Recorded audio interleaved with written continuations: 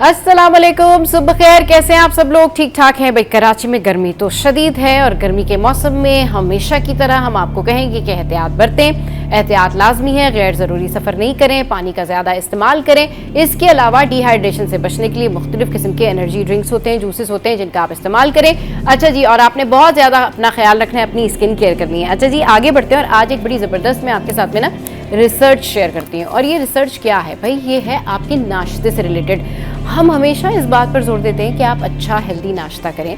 अच्छा नाश्ता ना आपके लिए बहुत लाइफ चेंजिंग होता है, क्योंकि ये आपको एनर्जी देता है और लॉन्ग टर्म आपको इसके फ़ायदे मिलते हैं। लेकिन अगर नाश्ते में आप अंडे का इस्तेमाल कर रहे हैं तो ये बड़ी ज़बरदस्त बात है, क्योंकि आपने देखा होगा कि मिडिल एज में बहुत सारे ऐसे बुज़ुर्ग अफराद होते हैं जिनमें डिमेंशिया होता है, और फिर उन लोगों में जो है आप नोटिस करते हैं कि उनको अल्जाइमर जो होता है वो भी हो जाता है, और फिर याददाश्त भी उनकी नहीं रहती है, और इस हवाले से जो है ना बहुत सारे प्रॉब्लम्स उठाने पड़ते हैं। तो अगर आप चाहते हैं कि आप लॉन्ग टर्म फिट रहें, अगर आप चाहते हैं कि आप लॉन्ग टर्म जो है वो अपनी मेमोरी अच्छी रखें, आपके असाब जो हैं वो बड़े जो है मजबूत रहें, तो उसके लिए आपने नाश्ते में अंडे का इस्तेमाल करना है। और क्यों? क्योंकि ये रिसर्च सामने आई है कि एक तहकीक के मुताबिक 15 साल तक जो है वो 40 लोगों के ऊपर ये तहकीक की गई, ये तजर्बा किया गया। उसमें से तकरीबन 2000 से ज़्यादा लोग जो हैं उनको ये बीमारी निकली। अच्छा, अब जो लोग अंडे का इस्तेमाल करते हैं, यानी जो लोग अंडा खाते हैं, नाश्ते में अंडा खाते हैं, तो उनमें जो है उन लोगों के मुकाबले में जो है ख़तरा बहुत कम हो जाता है। तो अमेरिका की ये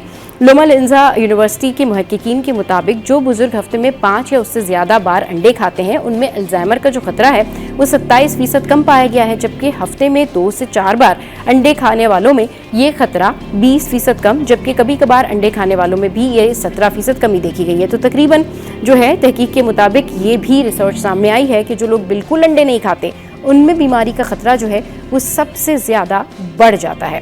अच्छा, ये जो रिसर्च है इसमें बताया गया है कि बाकायदगी से अंडे खाने वाले अफराद में अल्जाइमर, जो डिमेंशिया की सबसे आम किस्म है, उसका जो खतरा है वो नुमाया तौर पर कम होता है। तो माहिरीन के मुताबिक अंडों में जो मौजूद ग़िज़ाई अज्जा हैं, जैसे कोलिन है, विटामिन B12 है, विटामिन D है, सेलेनियम है, आयोडीन है और ओमेगा 3 फैट्स हैं, वो दिमागी सेहत के लिए मुआविन है, यानी बेहतरीन है। और इस हवाले से जो रिसर्चर्स हैं उनका ये कहना है कि ये सिर्फ मुशाहिदाती तहकीक नहीं है, बल्कि ये साबित नहीं करती कि अंडे अल्जाइमर को रोक सकते हैं। ये एक तहकीक है, तहाँ मुहक्किकीन ने इस हवाले से वाज़े भी किया है कि ये मुशाहिदाती तहकीक है, यानी कि ये एक एक्सपेरिमेंट है, लेकिन इसके बारे में सर्टन कुछ नहीं कहा जा सकता। लेकिन करीब यही रिसर्च है और यही हम आपको बताते भी रहे हैं। यही हमारे जो डाइटिशियन है वो भी आपको बताते हैं कि अंडे का इस्तेमाल करें अपनी डाइट में। अच्छा जी, आगे बढ़ते हैं और एक और ख़बर आपके साथ में शेयर करते हैं। आपने सुना होगा कि जगह जगह डकैतियाँ तो पड़ रही होती हैं और लूट मार के जो केसेस हैं वो भी सामने आते हैं, लेकिन न्यू कराची इंडस्ट्रियल एरिया में एक डकैती हुई जिसमें 4 जो है मुल्जिमान पकड़े गए, और इन मुल्जिमान में एक खातून भी शामिल है। जी हाँ, अब ये वाक़या कुछ यूँ है कि न्यू कराची इंडस्ट्रियल एरिया में पुलिस मुकाबला हुआ, खातून समेत 4 डाकू गिरफ्तार कर लिए गए। अब कराची इंडस्ट्रियल एरिया में ये जो पुलिस मुकाबला हुआ उसके बाद 2 ज़ख्मियों समेत 4 डाकुओं को गिरफ्तार किया गया। गिरफ्तार मुल्जिमान से पिस्तौल, 3 मोबाइल, 60,000 रुपये और 2 मोटरसाइकिलें भी बरामद हुई। मुल्जिमान ने तफ्तीश के दौरान बड़ी वारदात का भी इंकशाफ किया है। पुलिस के मुताबिक मुल्जिमान ने गुज़िश्ता माह पेट्रोल पंप मालिक से 75 लाख रुपये भी छीने थे और मज़ाहमत पर पंप मालिक को गोली भी मार दी थी। तमाम पुलिस हुकाम का कहना है कि मुल्जिमान की इस वारदात की CCTV वीडियो भी सामने आई है, और इससे कबल रवा हफ्ते न्यू कराची इंडस्ट्रियल एरिया में पुलिस मुकाबले में 5 डाकू हलाक भी हो गए थे। मतलब आप देखें, अब ये सूरत हाल हो गई है कि ख़वातीन भी जो हैं ये काम सर अंजाम दे रही हैं। इससे पहले भी हमने ऐसे कई केसेस आपको बताए, ऐसे कई वारदातों के बारे में बताया जिसमें ख़वातीन भी शामिल हैं। आगे बढ़ते हैं जी, और अब बात करते हैं बाबर आजम की। जी हाँ, स्टार बैट्समैन बाबर आजम जो है वो इंजरी का शिकार हो गए हैं। अब उनके जो फैंस हैं वो काफ़ी नाराज़ हैं। अब उनके फैंस बड़ा नाराज़ हैं, और उनके फैंस की जो नाराज़गी है वो इसलिए है कि भाई वो जब भी सपोर्ट करना शुरू करते हैं तो कोई ना कोई प्रॉब्लम हो जाती है, लेकिन इस दफ़ा दुआ भी कर रहे हैं, और इस दफ़ा ये दुआ कर रहे हैं कि बाबर आजम की जो इंजरी है वो जल्दी से ठीक हो जाए। घुटने में उनको इंजरी है। तो अब है ये कि पाकिस्तान क्रिकेट टीम की जो स्टार बैट्समैन है बाबर आजम, वो इंजरी का शिकार होकर बांग्लादेश के ख़िलाफ़ पहले टेस्ट मैच से जो है वो आउट हो गए हैं। तो बहुत सारी बेस्ट विशेस बाबर आजम के लिए। टीम मैनेजमेंट के मुताबिक बाबर के हवाले से मजीद अपडेट बाद में शेयर की जाएंगी। पाकिस्तान और बांग्लादेश के दरमियान जो 2 मैचेस पर मुश्तमिल टेस्ट सीरीज़ का होगा शुरू, तो वो कल से जो है वो मीरपुर ढाका में उसका आगाज़ हो रहा है, जबकि सीरीज़ का दूसरा मैच जो है वो 16 मई से सिलहट में खेला जाएगा। अब बाबर आजम के जो फैंस हैं ना वो इसलिए भी बड़ा इंथुजियास्टिक थे कि पहली बार जो है उन्होंने PSL में एज कैप्टन वो जीतने में कामयाब हुए थे, उनकी टीम जीत गई थी, तो बड़ी बेस्ट विशेस हैं। और नाराज़ इसलिए हैं कि वो देखना चाहते थे, लेकिन अब ये तो एक नेचुरल बात है कि किसी के साथ भी कोई प्रॉब्लम हो सकती है। सोशल मीडिया पर इस तरह के बहुत सारे कमेंट्स हैं कि वो हो अब फिर से हम उनके जो है वो पहले मैच में उनको नहीं देख सकेंगे जो अभी टेस्ट सीरीज़ होने जा रही है। खैर, let's hope for the best. Babar Azam के जितने भी फैंस हैं उनके लिए बहुत सारी बेस्ट विशेस, बाबर आजम के लिए बेस्ट विशेस। शो में यहाँ वक्त तो एक ब्रेक का, ब्रेक के बाद वापस आएंगे, फिर करेंगे ढेर सारी बातें।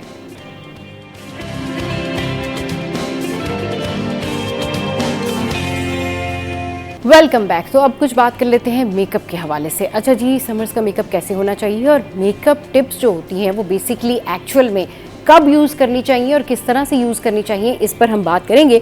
और आपको ये भी बताएंगे कि जो मेकअप टिप्स होती है ना, ये आपके कब कब काम आ सकती हैं। मतलब आप ट्रैवल कर रहे हैं और आपका मेकअप ख़राब हो गया है तो आप क्या कर सकते हैं। अच्छा जी, अगर आप बहुत ज़्यादा ऐसे इवेंट में मौजूद हैं जो कि बड़ा लंबा इवेंट है, उसमें आपको जो है वो टचअप करने का टाइम नहीं मिल रहा है और आपके पास अवेलेबल रिसोर्सेज इतने नहीं हैं, बस बैग ही है एक आपका छोटा सा जिसमें से आप अपनी मेकअप किट यूज़ कर सकते हैं, तो किस तरह यूज़ करें। मसला ये होता है कि मेकअप तो लोगों के पास होता है, लेकिन उसका इस्तेमाल कैसे किया जाए, उसको यूज़ कैसे किया जाए, इस पर बात करते हैं। और इस पर बात करने के लिए जो है वो हमारे साथ हिना खान इस वक्त मौजूद हैं, तो उनसे बात करते हैं, उनको शो में वेलकम करते हैं।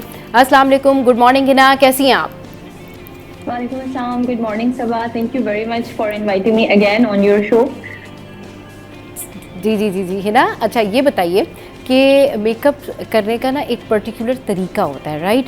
लेकिन कुछ टिप्स ऐसी होती हैं जो कि मेकअप के साथ साथ चल रही होती हैं। आपने बेस लगा लिया, आपने फाउंडेशन लगा लिया, अच्छा उसके बाद अब आप जो है वो ये सोच रहे होते हैं कि इसको मेंटेन कैसे रखना है। मेकअप जो है वो केकी सा लगता है और 2-3 घंटे बाद जो है वो अपनी जगह से हटना शुरू हो जाता है, स्वेटिंग आ जाती है उस जगह पर, आप देखें वो स्किन अलग से पॉपअप हो रही होती है। तो क्या टिप है कि उस मेकअप को एडजस्ट कर सकते हैं? अच्छा, इसमें ऐसा होता है कि मेकअप हमेशा केकी जो है वो तब होता है अगर आप उसकी बहुत ज़्यादा ओवर लेयरिंग कर दें। सेकेंडली डिपेंड करता है कि जैसे आपकी एज क्या है, आपकी स्किन जो है उसकी हेल्थ क्या है। जैसे कि जो यंग लड़कियां होती हैं फॉर एग्जांपल जो अपनी टीन एज में होती हैं, वो आपको पता है वैसे ही उनकी स्किन जो है वो ऑलरेडी बहुत यूथफुल होती है, बहुत फ्रेश होती है। उसमें आजकल ट्रेंड्स ऐसे हैं कि लड़कियां सोशल मीडिया को फॉलो करती हैं, तो वो एक जो रूटीन चल रही है कि आपने बहुत सारा फाउंडेशन लगाना है, उसके बाद आपने बहुत सारा कंसीलर लगाना है। सो बेसिकली वो सारे स्टेप्स जो हैं वो फॉलो कर रही होती हैं। तो जब स्किन पे आप इस तरह का मेकअप जो है वो अप्लाई कर देते हैं जितनी उसको ज़रूरत नहीं होती, ओवर लेयरिंग होती है, तो with the passage of time जब आप अपने इवेंट में जाते हैं तो इवेंचुअली हमारी स्किन की जो पोर्स हैं वो मेकअप को एब्जॉर्ब करते हैं। सो जब जो आपकी फर्स्ट लेयर एब्जॉर्ब होती है तो फिर उसके बाद क्या होता है, उसके बाद जो है वो क्रैक्स आना शुरू हो जाते हैं। सो फर्स्ट ऑफ ऑल तो इस लेयरिंग को जो है वो अवॉइड करना है, यूज़ करना है आपने कम से कम मेकअप को। सेकेंडली, अगर आप चले गए हैं और इन केस आपका जो फंक्शन है और उसमें आपका मेकअप जो है वो बेस फटना शुरू हो गई है या कुछ भी ऐसा है, तो यूजुअली लड़कियां क्या करती हैं कि फेस पाउडर वगैरह उन्होंने रखे हुए होते हैं एंड वो उसी के साथ उसको डबल लेयरिंग करती हैं, उसी से उसको टचअप करती हैं, फ्रेशन अप करने की जो है वो कोशिश करती हैं। So I think this is a mistake. आप जितना ज़्यादा पाउडरी उस पर टचअप करेंगे उतनी ज़्यादा जो है वो मज़ीद आपकी जो बेस है वो केकी होती जाएगी। So the best part is कि आप अपना जो भी ब्यूटी ब्लेंडर एक होता है उसको अपने बैग में, अपने पर्स में रखें। उसको आप अगर डैप करेंगे, थोड़ा सा लाइट डैम्प ब्यूटी ब्लेंडर जो है, जहाँ से भी आपकी बेस फट रही है उसको थोड़ा सा वहाँ पे डैम्प करें। उसके बाद आपके पास जो भी लिक्विड फाउंडेशन पड़ा हुआ है, I would say not a high coverage, एक छोटा सा जैसे even BB cream would work, और अ स्टिक फाउंडेशन जो अच्छे ब्रांड का, कोई भी हमारे पाकिस्तान में भी अब अच्छे ब्रांड्स मिल जाते हैं, उसका लेके अगर आप उसके साथ डैप करते हैं तो वो आपकी क्रीजेस में या वो फटी हुई जगह पे एडजस्ट हो जाएगा। तो आप ये वाला ट्रिप जो है वो यूज कर सकते हैं। सही, अच्छा ठीक है, आपने कहा कि अच्छे से ब्यूटी ब्लेंडर के साथ उसको टैप करके हम उसका जो है वो इशू रिजॉल्व कर सकते हैं। ये बताएं कि ऑयली स्किन पे फाउंडेशन लगाना चाहिए या फिर स्टिक लगाना चाहिए? ऑयली स्किन पे आई बिलीव कि आपको स्टिक जो है कुछ लोगों को सूट करती है। I prefer liquid foundations for that. अभी जो है मैट फाउंडेशंस जो है वो आ गए हैं, उनके ऊपर लिखा हुआ होता है वाटर बेस्ड जो है वो फाउंडेशंस होते हैं, वाटर प्रूफ होते हैं, तो वो यूज कर लेने चाहिए with I would say in on oily skin में प्रेफर करूंगी कि आप उसकी एप्लीकेशन जो है वो ब्रश के साथ करें, सो दैट वो अच्छी तरह आपके जो पोर्स हैं उनमें चली जाए। और अच्छे फाउंडेशन है, I think it would go good. उसके ऊपर आपको फिक्सिंग स्प्रे जो है वो करना जरूरी है। एक टिप यहाँ पर मैं और दूंगी ऑयली स्किन वालों के लिए कि फिक्सिंग स्प्रे को वो मेकअप से पहले भी यूज करें, एंड देन जब वो बेस कर लेते हैं तो उसके बाद भी एक दफा उसकी दोबारा से जो है उसको यूज करें, तो इससे बहुत डिफरेंस जो है वो आता है आपकी बेस के अंदर। और उसको लूज पाउडर के साथ आपने सेट करना है। कॉम्पैक्ट जो है मैं ऑयली स्किन वालों को रेकमेंड नहीं करती हूँ। अगेन बात वही आती है कि मेकअप बहुत केक होता है। ऑयली स्किन वालों की जो पोर्स होते हैं कुछ देर बाद जो है वो सीबम प्रोडक्शन होती है और फिर वो अगेन केक पेस्ट्री वाला जो है मेकअप हो जाता है। सो बेटर कि आप इसको लूज पाउडर के साथ सिर्फ डस्ट ऑफ कर दें, बहुत ज्यादा प्रोडक्ट लगाने की जरूरत नहीं है।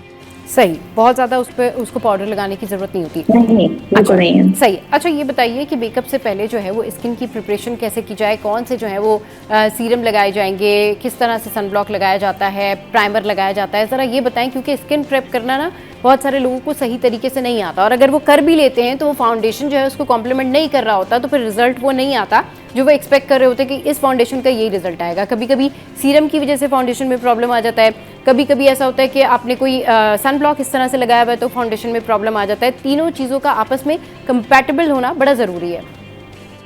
जी बिल्कुल, आपने बहुत अच्छा पॉइंट रेज किया है। ये बहुत मेजर मिस्टेक होती है। I always emphasise on this कि जो आपकी स्किन प्रेप होती है it plays a crucial role कि आपका जो मेकअप का जो आउटकम है वो कैसे आएगा। तो फर्स्ट ऑफ ऑल तो आपकी स्किन को प्रॉपरली क्लेंज होना बहुत ज़रूरी है।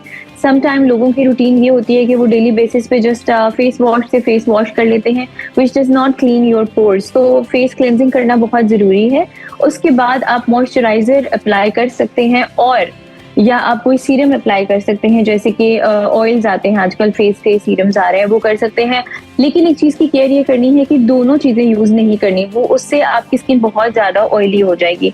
सो either use a moisturiser or you use a oil. Oil में ज़्यादातर रेकमेंड करती हूँ कि जो ड्राई स्किन वाले लोग हैं वो इसको यूज़ करें। ऑयली स्किन वालों को मैं जस्ट सिंपल मॉइस्चराइजर जो है वो रेकमेंड करती हूँ।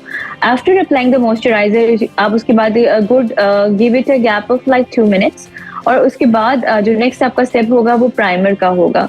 प्राइमर अब आपने ऐसा यूज करना है, आजकल प्राइमर्स भी सिलिकॉन बेस्ड आते हैं। I personally like those primers. मुझे लगता है कि वो बाकी जो मार्केट में प्राइमर्स हैं वो उनसे बेटर परफॉर्म करते हैं स्किन के ऊपर।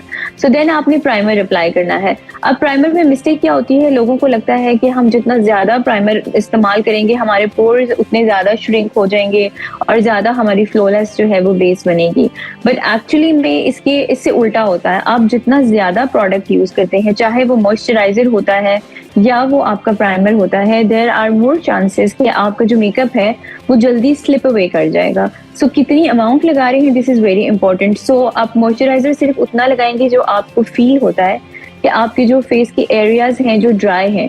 टी जोन वालों को, जो ऑयली स्किन वाले हैं वो टी जोन को स्किप करेंगे, वो अंडर आइज में यूज कर सकते हैं, या हमारी जो लाफ लाइंस बनती हैं जिन जगह पे, वहां पे अच्छे से मॉइस्चराइज स्किन को कर सकते हैं।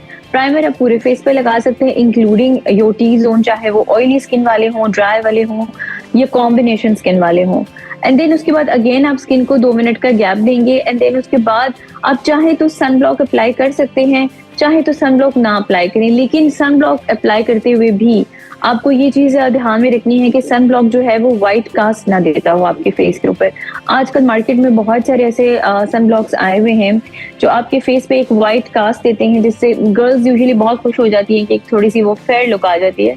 बट वो सन ब्लॉक अच्छे नहीं होते हैं, मैं इनको रेकमेंड नहीं करती हूँ। तो मेकअप में तो बिल्कुल आपका जो सन ब्लॉक है वो कलरलेस होना चाहिए, सो दैट जो आपके फाउंडेशन का एक्चुअल कलर है वो आपकी स्किन में एज इट इज आ सके और वो ऑक्सीडाइज ना हो।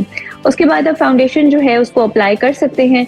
फाउंडेशन जो है वो आपने ऑयली स्किन है तो ब्रश के साथ अप्लाई करें, अदरवाइज ब्यूटी ब्लेंडर को डैम्प जो है वो आपने यूज करना है। करेक्टर आप उससे पहले भी यूज करेंगे अगर आपको कोई डार्क सर्कल या पिगमेंटेशन है। Orange corrector and peach correctors always recommend for wheatier skin या हमारी जो भी एशियन स्किन टोन्स होती हैं उसके ऊपर। सो this is the basically steps जो हैं जो आप फॉलो कर सकते हैं। किए जा सकते हैं मेकअप में। अच्छा है ना, ये बताइएगा कि जिस तरीके से अभी हमने ये बेसिक स्टेप सीखे, वहीं पर स्किन प्रिपरेशन की बात हो गई, फिर हमने सन ब्लॉक और फाउंडेशंस के हवाले से भी बात कर ली। अब लिपस्टिक्स के हवाले से बताइए कि आजकल कौन सी लिपस्टिक इन है। अगर किसी के पास घर में मैट लिपस्टिक नहीं है तो वो कौन सी टिप्स हैं, वो कौन से हैक हैं कि वो अपनी लिपस्टिक को खुद घर में मैट बना सकते हैं? क्योंकि यूजुअली आजकल अब क्योंकि इस समर सीजन की वजह से मैट लिपस्टिक जो है वो काफ़ी ज़्यादा इन है, लोग थोड़ा सा अवॉइड करते हैं कि अगर वो डे में कहीं जा रहे हैं, मतलब दिन में अगर वो कहीं जा रहे हैं तो वो लिपस्टिक जो है वो थोड़ा सा ग्लॉसी यूज़ नहीं करें, थोड़ा सा मैट लुक रखें। जी बिल्कुल आप ठीक कह रही हैं। ग्लॉसी लिप्स इवन जो है वो विंटर्स में भी इवनिंग को ज़्यादा कॉम्प्लीमेंट करते हैं, और बिल्कुल आप घर में यही चीज़ कर सकते हैं। आपके पास कोई भी लिपस्टिक है जो अगर आपको लगता है कि वो थोड़ी ग्लॉसी है या शाइन दे रही है, उसके अंदर शीन आ रही है, तो उसको मैट बनाने का बहुत अच्छा तरीका ये है कि आप लिपस्टिक को अप्लाई करें। उसके बाद आप अपनी आई शेडो किट जो आपके पास होती है उसके अंदर जो भी लिपस्टिक से सिमिलर शेड आपके पास मिलता है मैट शेडोज में, आप हल्का हल्का अपने जो फिंगर के साथ है उस पूरी लिपस्टिक को उससे डैब कर लें। वो फौरन से मैट लुक में चली जाएगी और वो जल्दी से उसका स्टे भी लॉन्गर हो जाता है। इवन दो अगर आप बहुत ही इकोनॉमिकल सी लिपस्टिक यूज कर रहे हैं, so it actually adds on to the stay of the lipstick also. और उसके अलावा जो है इससे आपकी लिपस्टिक जो है वो मैट भी हो जाएगी। इन केस आपके पास पैलेट नहीं है और आपके पास आई शेडोज भी नहीं है, the second tip you can use is आप अपनी लिपस्टिक अप्लाई करेंगे, उसके ऊपर टिश्यू पेपर रखेंगे। आप टिश्यू पेपर रख के कोई भी बड़ा सा फ्लफी ब्रश आपने लेना है और कोई भी लूज पाउडर जो आपके पास मौजूद है, अगर लूज पाउडर मौजूद नहीं है तो कोई भी जो पाउडर है, इवन योर टैल्कम पाउडर, उसमें आप उसको अच्छा सा ब्रश को जो है लगा के ब्रश के ऊपर टिश्यू के ऊपर ही आप अच्छा सा जब फेस के ऊपर लिप्स के ऊपर जब आप उसको अच्छे से ब्रशिंग करते हैं उसकी, तो उसके बाद जब आप हटाएंगे टिश्यू तो आप देखेंगे कि जो लिपस्टिक है वो बिल्कुल मैट फॉर्म में चली जाएगी और अगेन उसका स्टे जो है वो लॉन्गर हो जाएगा। सो ये बहुत इजी तरीका है कि आप समर्स में इसको ये कर सकते हैं जो लोग भी मैट लिपस्टिक उनके पास नहीं है और वो कन्वर्ट करना चाहते हैं। कलर्स की बात की जाए तो समर में आई वुड रेकमेंड कि आप लाइट कलर्स यूज करें। पेस्टल कलर्स जैसे लोग पहनते हैं तो उनको कॉम्प्लीमेंट करते हैं कि पीचेस, पिंक्स, इस तरह के जो कलर्स हैं ना वो बहुत फ्रेश लगते हैं। And if you are a person जो डार्क कलर की लिपस्टिक्स पसंद करता है तो आई प्रेफर कि आप जो है अपने पूरे फेस का जो मेकअप है उसको थोड़ा न्यूड एंड मैट रखें। फिर कोई सा भी अच्छा सा ब्राइट कलर अगर अपने लिप्स पे आप यूज करते हैं, मैट ब्राइट कलर्स को हमेशा मैं कहती हूँ कि मैट में यूज करें, तो वो बहुत ही आपको एक रिफ्रेश्ड जो लुक है वो लगेगी कि अगर आपकी ड्रेस भी लाइट है और पूरा जो मेकअप है वो न्यूड है तो it gives a very nice and refreshing look.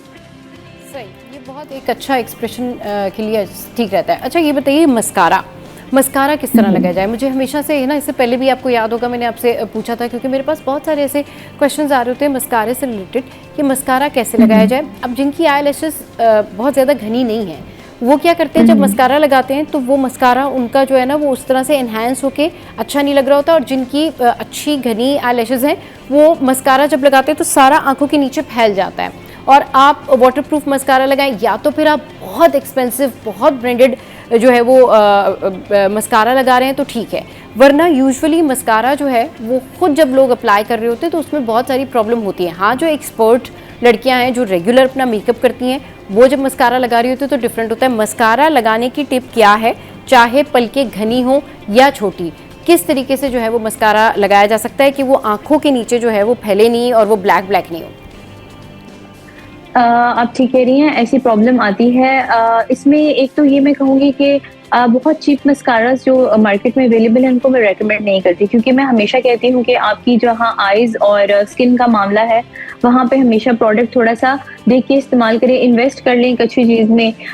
तो ये है कि वो काफ़ी देर भी चलती है और वो आपकी आईज को ख़राब भी नहीं करती। तो मैं ये नहीं कह रही कि आप बहुत हाई एंड लें, बट अच्छे इकोनॉमिकल ब्रांड्स अवेलेबल हैं। तो फर्स्ट ऑफ ऑल तो एक वाटर प्रूफ मस्कारा जो है वो आप ले लें, स्पेशली इन समर्स, क्योंकि स्वेटिंग वगैरह आइज के ऊपर भी होती है, तो इवन आइज के ऊपर या जहाँ भी आपका वो आगे पीछे जो मेकअप है वो हो जाता है। सो वाटर प्रूफ मस्कारा को यूज करना है। अगर आपकी आई लैशेज जो हैं वो थिन है, उसमें आप ये कर सकते हैं कि आप फर्स्ट ऑफ ऑल तो कर्लिंग इज वेरी इंपॉर्टेंट, ठीक है, आपका आईलैश कर्लर जो है वो आपके पास होना चाहिए। सो उसको आप थोड़ा सा हेयर ड्रायर से हीट भी कर सकते हैं। उसका जो जहाँ से जो उसका एरिया है जो आपके आईलैशेस पे जाएगा वो थोड़ा सा आपने बिल्कुल उसको गर्म इतना नहीं करना कि वो जलने वाला होता है, जस्ट स्लाइटली उसको वार्म करें। और उसके बाद उससे आप अपनी आई लैशेज को कर्ल करें। इट्स वेरी लाइकली कि जैसे आप बालों को किसी भी टोंग के साथ या स्ट्रेटनर के साथ जब थोड़ा सा हीट करके हीट टूल यूज करते हैं तो वो बालों में कर्ल आ जाता है। इसी तरह अगर आप अपना थोड़ा सा कर्लर को हीट अप करके उसको यूज करेंगे तो आपकी आई लैशेज में नेचुरली कर्ल आ जाएगा। हम बालों को जब कर्ल करते हैं तो फिर हम उसको फिक्स करते हैं हेयर स्प्रे के साथ। इसी तरह से आपने मस्कारा के साथ जो है फिर उसको फिक्स कर लेना है। सो इससे जो है आपकी जो एक तो आई लैशेज है वो बहुत ही अच्छी कर्ल लगेंगी और उनकी लुक भी जो है वो अच्छी आ जाएगी। अगर मजीद आपको चाहिए कि आप ये बिल्कुल ना फैले और आप पसंद करते हैं कि आप अपने जो लोअर लैशेज हैं उन पे भी मस्कारा अप्लाई करें, वैसे तो मैं समर में कहती हूँ कि अवॉइड करना चाहिए लोअर लैशेज को, लेकिन अगर फिर भी आप पसंद करते हैं, आपने करना है, तो मेक श्योर करें कि आप फाउंडेशन जब अप्लाई करें तो उसके बाद जो आपकी अंडर आईज होती हैं उनके अंदर आपने पाउडर, स्पेशली लैशेस के नीचे लूज पाउडर जो होता है वो बहुत अच्छे तरीके से अप्लाई करना है। इससे क्या होगा कि बहुत ही मैट फिनिश आ जाएगी उसके ऊपर और आपका मस्कारा जो है वो उसमें ज़्यादा जल्दी जो है वो मर्ज नहीं हो पाएगा। यूजुअली लड़कियां मिस्टेक ये करती हैं कि उसको सेट नहीं करती या दूर दूर से आईब्रोज को जो है वो सेट किया, अंडर आई सेट की और बिल्कुल जो लैशेस के पास का एरिया होता है वहां तक वो जाती नहीं है। सो आप इसके लिए क्यू टिप का भी इस्तेमाल कर सकते हैं कि क्यू टिप के साथ आप लगा के पाउडर या कोई भी आई शेडो जो इवन होता है, जो मैट आई शेडो होता है, उसको आप अपनी बिल्कुल लोअर लैशेस के नीचे अच्छे से उसको वहां पे अप्लाई कर दें तो वो बिल्कुल मैटिफाइंग लुक आ जाएगी वहां से। उसके ऊपर मस्कारा बहुत जल्दी उसके अंदर मर्ज या ब्लेंड नहीं होगा, सो वो अच्छा उसका स्टे हो जाएगा और वो आगे पीछे फैलेगा भी नहीं।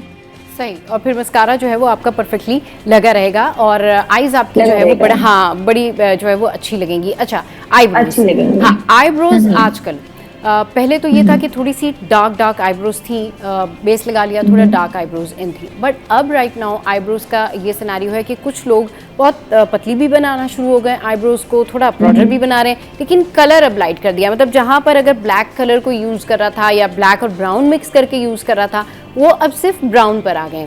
तो एक्चुअल में क्या ट्रेंड है अभी आईब्रोज का, और आईब्रोज को घनी करने की क्या टिप है ड्यूरिंग मेकअप, कि किस तरह से उसको जो है वो आप कंसील कर सकते हैं, किस तरीके से आप उसके ऊपर जो है वो शेड लगा सकते हैं?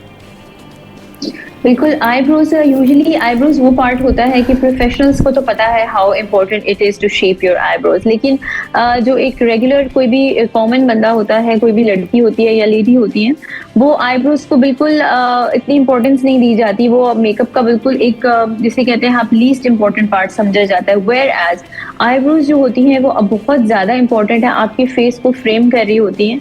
सो अगर आप इस पर मैं अपनी स्टूडेंट्स को भी हमेशा यही कहती हूँ, वो जब आती है वो बहुत डार्क कलर्स अप्लाई करती हैं। सो डार्क कलर्स जो होते हैं, ब्लैक इन इवन जो डार्केस्ट ब्राउन होता है, वो आपकी फेस को बहुत हार्श और शार्प लुक देता है। ऐसा होता है आजकल लड़कियों ने बाल डाई किए होते हैं, जेट ब्लैक बाल बहुत कम लोगों के होते हैं, तो वो क्या करती है कि बाल जो हैं वो आइदर स्ट्रीक्स हुई हैं, ब्लॉन्ड बाल हैं या ब्राउन है लाइट, और आईब्रोज बिल्कुल डार्क ब्लैक कर लेती हैं। So this is no more a trend. आप जितनी सॉफ्टर अपनी आईब्रोज को रखेंगे, इवन जो पहले स्पेशली ड्रॉ की जाती थी आईब्रोज, एक ज़माने में, ये बहुत आज से आप समझ लीजिए साल पहले ये ट्रेंड था कि प्रॉपर आईब्रोज को शेप करना है। So no more, it's not required any more. अगर आप चाहते हैं कि आपको बहुत ही आपकी इनोसेंस जो है वो आपके फेस पे रहे और आप अच्छे तरीके से जो है एक अच्छी ब्यूटीफुल लुक दें, तो आपने अपनी आईब्रोज को बहुत ही कॉफ़ी ब्राउन कलर मैं कहूँगी यूज़ करें। अगर बाल बहुत लाइट ब्राउन है तो फिर आप लाइट ब्राउन कलर यूज़ करें। आईब्रो जेल्स जो हैं वो बहुत ईजीली मार्केट में अवेलेबल हैं, उससे जिनकी आईब्रोज घनी है उनको तो मैं रिकमेंड करूँगी कि वो यूज़ ही नहीं करें कोई भी प्रोडक्ट, जस्ट आईब्रो जेल को बाय करें। वो मस्कारा की तरह उसका आगे से बॉन्ड होता है, आप जस्ट उसको अप्लाई करें। आजकल वो ट्रेंड है कि आप उसको थोड़ा सा जिस भी डायरेक्शन में आपके बालों की ग्रोथ है उनमें उसको सेट कर दें, तो वो बहुत ही नेचुरल जो है वो लुक देती हैं। सिर्फ मैं उन लोगों को रेकमेंड करूंगी कि वो फिलिंग करें आईब्रोज की, जिनकी आईब्रोज जो है वो नेचुरली थोड़ी सी कम होती हैं या किसी वजह से उसमें गैप्स होते हैं, तो उसको फिल इन कर लें।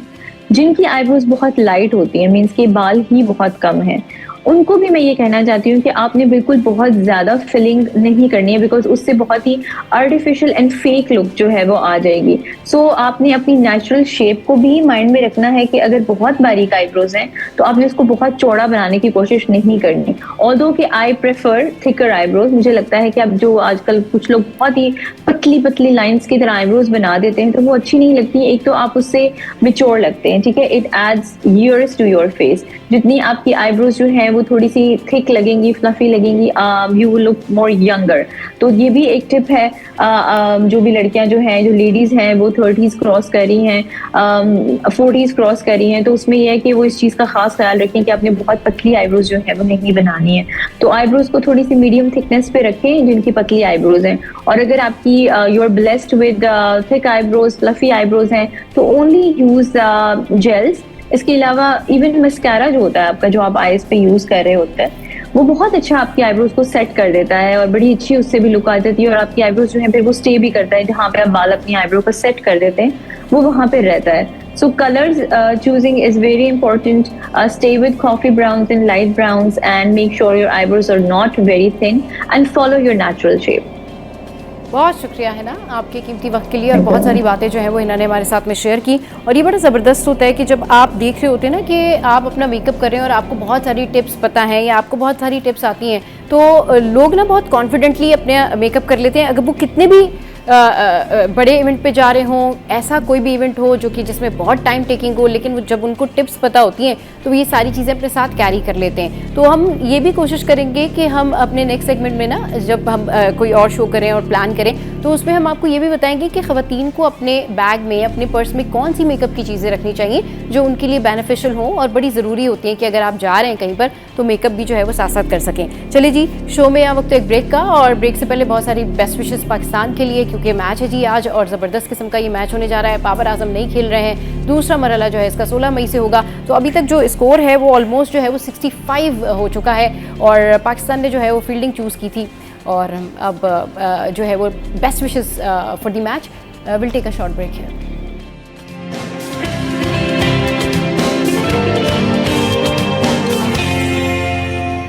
Welcome back. सेल्फ डिफेंस के हवाले से बात करेंगे, लेकिन सेल्फ डिफेंस के हवाले से आज हम एक डिफरेंट टॉपिक पे बात करने जा रहे हैं कि सेल्फ डिफेंस जो है वो ख़वातीन कैसे कर सकती हैं। अब सेल्फ डिफेंस में ना बहुत सारी कैटेगरीज़ हैं, बहुत सारे क्राइटेरियाज़ हैं कि ख़वातीन जो हैं वो किस तरीके से अपना सेल्फ डिफेंस कर सकती हैं। अगर वो घर में अकेली हैं तो वो क्या कुछ कर सकती हैं, अगर वो रास्ते में जा रही हैं तो उनको बहुत सारे प्रॉब्लम्स हो सकते हैं, तो उनको कहाँ से ट्रेनिंग करनी चाहिए, कैसे ट्रेनिंग करनी चाहिए और किसको राब्ता करना चाहिए, ये बड़ा इंपॉर्टेंट है। क्योंकि जब भी आप किसी चीज़ की एक्सपर्टीज़ में जाते हैं तो डेफिनेटली आपको किसी से कुछ ना कुछ पूछना पड़ता है। आपको ये समझना पड़ता है कि भाई ठीक है, अगर हम चाहते हैं कि हम सेल्फ डिफेंस की ट्रेनिंग लें या सेल्फ डिफेंस के हवाले से जानें, तो फिर कोई ना कोई एक्सपर्ट ज़रूरी है। तो आज बात करने के लिए हमारे साथ ज़ैनब अंसारी मौजूद हैं, जो कि सेल्फ डिफेंस कोच हैं। ज़ैनब को शो में वेलकम करते हैं। अस्सलाम वालेकुम, गुड मॉर्निंग, कैसी हैं ज़ैनब आप?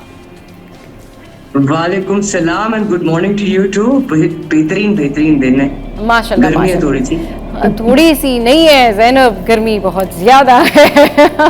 खैर, अच्छा, ये बात जो है वो आज हम करने जा रहे हैं कि ख़वातीन अपना सेल्फ डिफेंस जो है वो कैसे कर सकती हैं, कैसे ट्रेन हो सकती हैं। अब पता है क्या, हम जब ये बात कर रहे हैं ना तो लोगों के जहन में, ख़वातीन के जहन में ये बात ज़रूर आ रही होगी कि भाई ये तो बड़ी मुश्किल ट्रेनिंग है सेल्फ डिफेंस के लिए। तो उनके जहन में वो आ रहा होगा कि जी डिशुम बिशुम और बहुत सारी एक्सरसाइज और बहुत सारी ऐसी चीज़ें।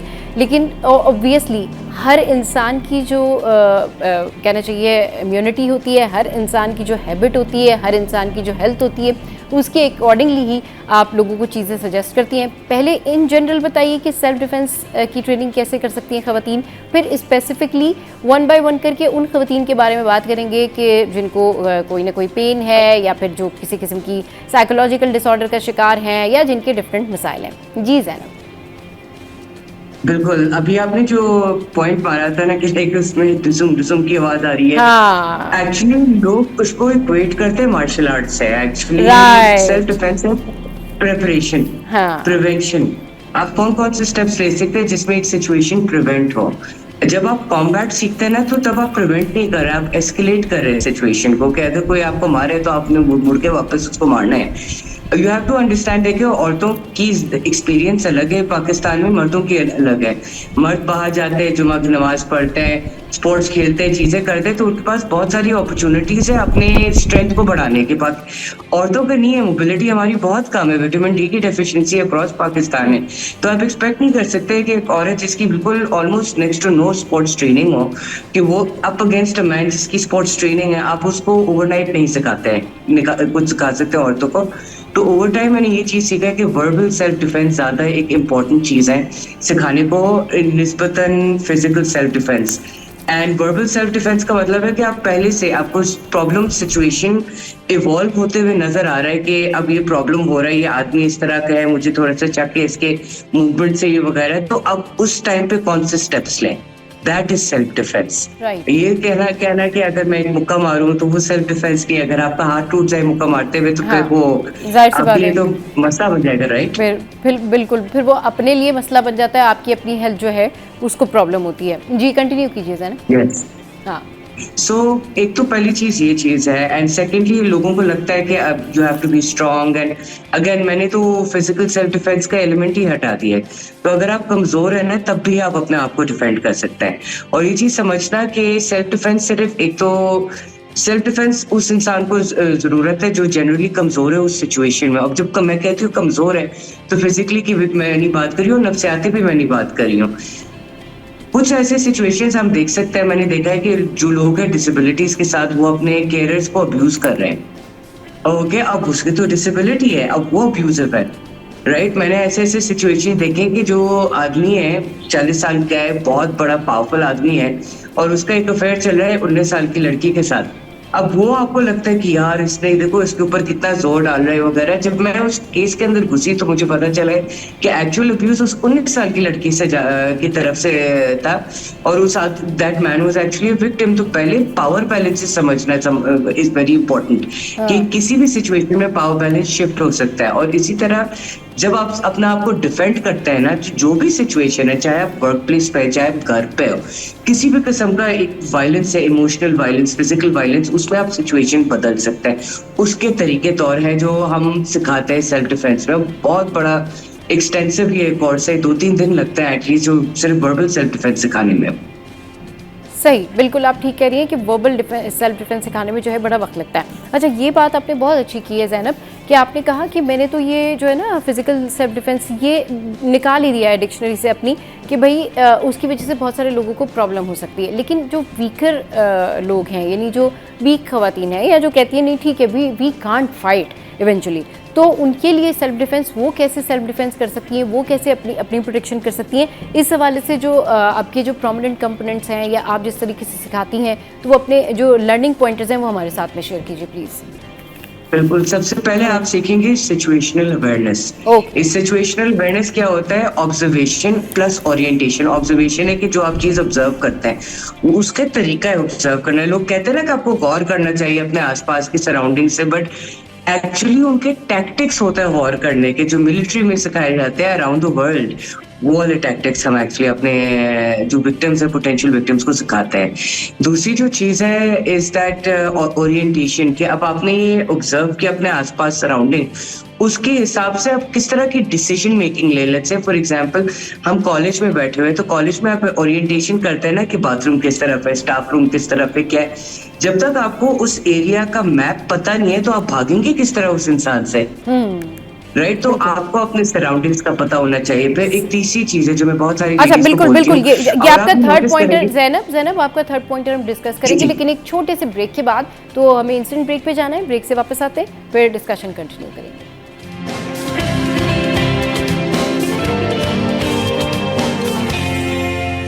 Welcome back. तो ज़ैनब अंसारी इस वक्त हमारे साथ मौजूद है। सेल्फ डिफेंस के हवाले से हम बात कर रहे हैं। वो हमारे साथ जो उनके पॉइंटर्स हैं वो शेयर कर रही हैं कि किस तरीके से आप बगैर जो है वो किसी से लड़े बगैर अपना सेल्फ डिफेंस कर सकते हैं, यानी फिजिकल फाइटिंग किए बगैर आप सेल्फ डिफेंस कर सकते हैं। तो Zainab over to you, continue कीजिए। बिल्कुल, मैंने आपको बिफोर द ब्रेक बताया था सिचुएशनल अवेयरनेस का, क्या पहले गौर करें, गौर करने के टैक्टिक्स है, उसके बाद अपने आप को ओरिएंट करें उस जगह से, आप फेमिलियर करें अपने आप को उस सिचुएशन उस जगह से। आप तीसरा जो बहुत एक इम्पोर्टेंट चीज है, मैंने बहुत कम औरतों को इसको अप्लाई करते हुए देखा है पाकिस्तान में, नेटवर्किंग, आपकी एलाइशिप, आपके आसपास दोस्त कौन है। अगर आप let's say for example domestic violence experience कर रहे हैं, अगर आपकी ऑलरेडी दोस्ती आपकी नेबर्स के साथ है, आपकी पड़ोसियों के साथ है, तो उसमें क्या होगा कि उनको आवाज अगर आए तो वो खुद रिपोर्ट करेंगे। लोग आपके लिए उस वक्त कदम उठाएंगे जब वो आपसे इमोशनली कनेक्टेड हो। दूसरी चीज, काम पे भी ये चीज आप देखते हैं कि विमेन औरतें ज्यादातर जाती है काम पे, अपना काम करके निकल आती है, बट एक्चुअली पाकिस्तान में जब तक आप लोगों को जानते नहीं है, नेटवर्क नहीं कर सकते, आप ऊपर नहीं जा सकते। इसी तरीके से अगर कोई खुदा ना खास्ता सिचुएशन आता है जिसको आपने एक्सपीरियंस करना है, आपने उससे निकलना है, तो उसमें अगेन आप अपने दोस्तों से पूछेंगे, आप किसी न किसी रिश्तेदार से मदद मांगेंगी, तो वो एक नेटवर्क क्रिएट करना बड़ा जरूरी है।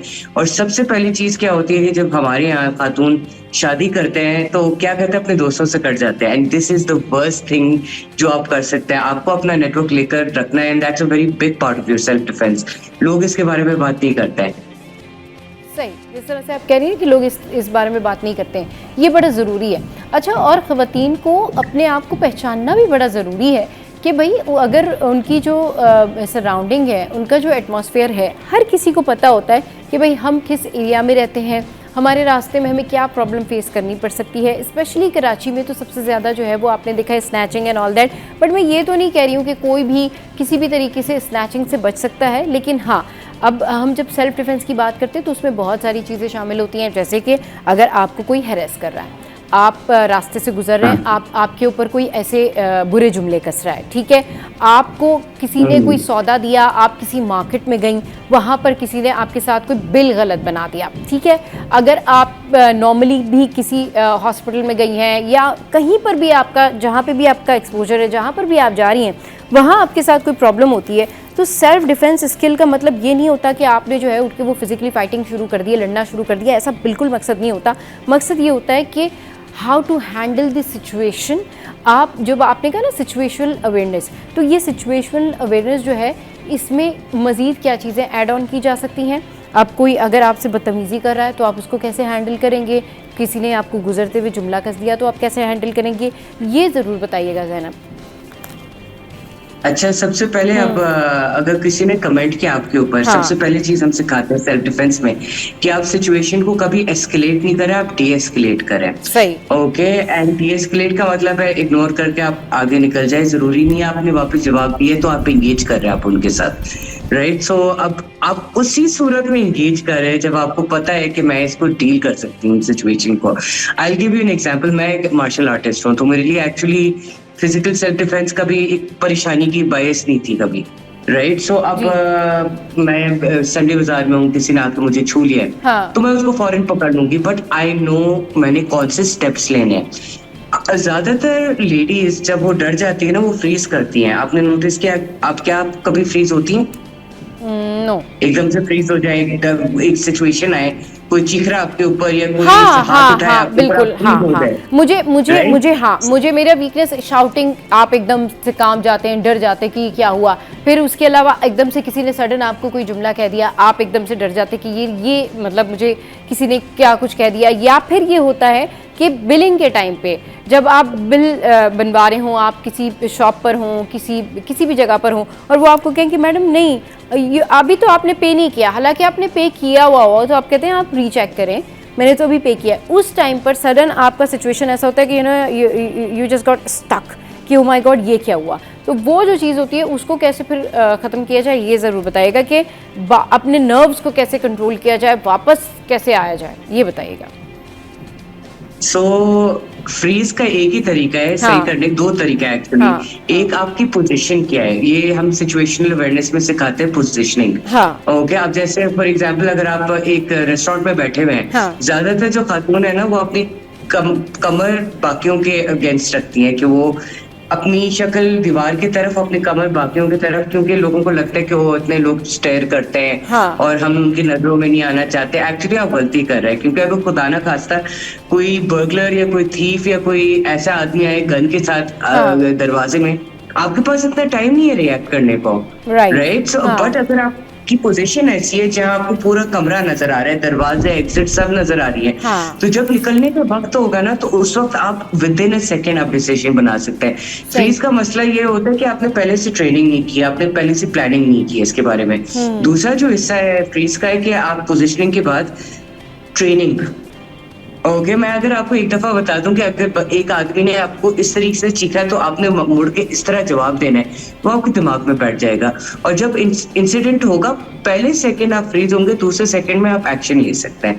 ट्रेनिंग से ये होता है कि फ्रीज खत्म हो जाता है। आप क्यों कांपते हैं और आप डर क्यों जाते हैं, बिकॉज आपको पता नहीं है उस वक्त करना क्या है, राइट। और the best thing to do at that before all of this is रोज आप अपना प्रैक्टिस करें सिचुएशनल अवेयरनेस। ये जो लफ्ज मैं आप लोगों को सिखा रही हूँ ना, आप ऑनलाइन इसको सर्च करिए, पूरी दुनिया है ये 2 लफ्ज। सही बात। ओके, इसमें सिर्फ ये 2, इसमें रेड फ्लैग्स भी है, प्रेडेटरी वार्निंग साइंस भी है, इंटरनेशनल स्टैंडर्ड्स भी है, इसमें बहुत सारी चीजें जो अगर आप पढ़ना शुरू करें तो आप रियलाइज करेंगे कि ये आर्मी में भी सिखाते हैं, जो सर्जन होते हैं, जो ट्रॉमा सर्जन होते हैं, जिनकी ऑटोमेटिकली ER में काम करना होता है, उनको सिखाया जाता है। एविएशन में जो आपका जहाज चला रहे हैं ना पायलट्स वगैरह, तो वो बेसिकली सब इस्तेमाल करते हैं सिचुएशनल अवेयरनेस। हाईजैकिंग वैसा है कि सिचुएशंस को उन्होंने भी हैंडल करना होता है ना, बैठे बैठे एकदम से हाईजैक हो गया आपके प्लेन, तो वो सारी की सारी इनकी ट्रेनिंग होती है उस तरह। सही, बिल्कुल ठीक कह रही हैं कि ये जो सिचुएशनल अवेयरनेस है ये पूरा एक सब्जेक्ट नहीं है, पूरी दुनिया है। मतलब इसमें आपकी रोज़ाना की जो डेली आपकी सिचुएशन होती है ना वो है। अच्छा, इसमें हैक्स भी हैं, मतलब आपके साथ दिन भर में कई हैक्स होते हैं, आपको कुछ ऐसी कॉल आती है, बैंकिंग हैक्स हैं इसमें, ठीक है। फिर आपसे किसी ने कोई गलत पैसे ले लिए, लाइक आपने ऑनलाइन कोई चीज़ ऑर्डर की है, प्रोडक्ट कुछ और निकल आई, ऑब्वियसली उस टाइम आपकी क्या सिचुएशन होती है। हाँ, स्कैम्स, क्योंकि ख़वातीन ज़्यादातर जो चीज़ें फेस करती हैं वो है स्कैम।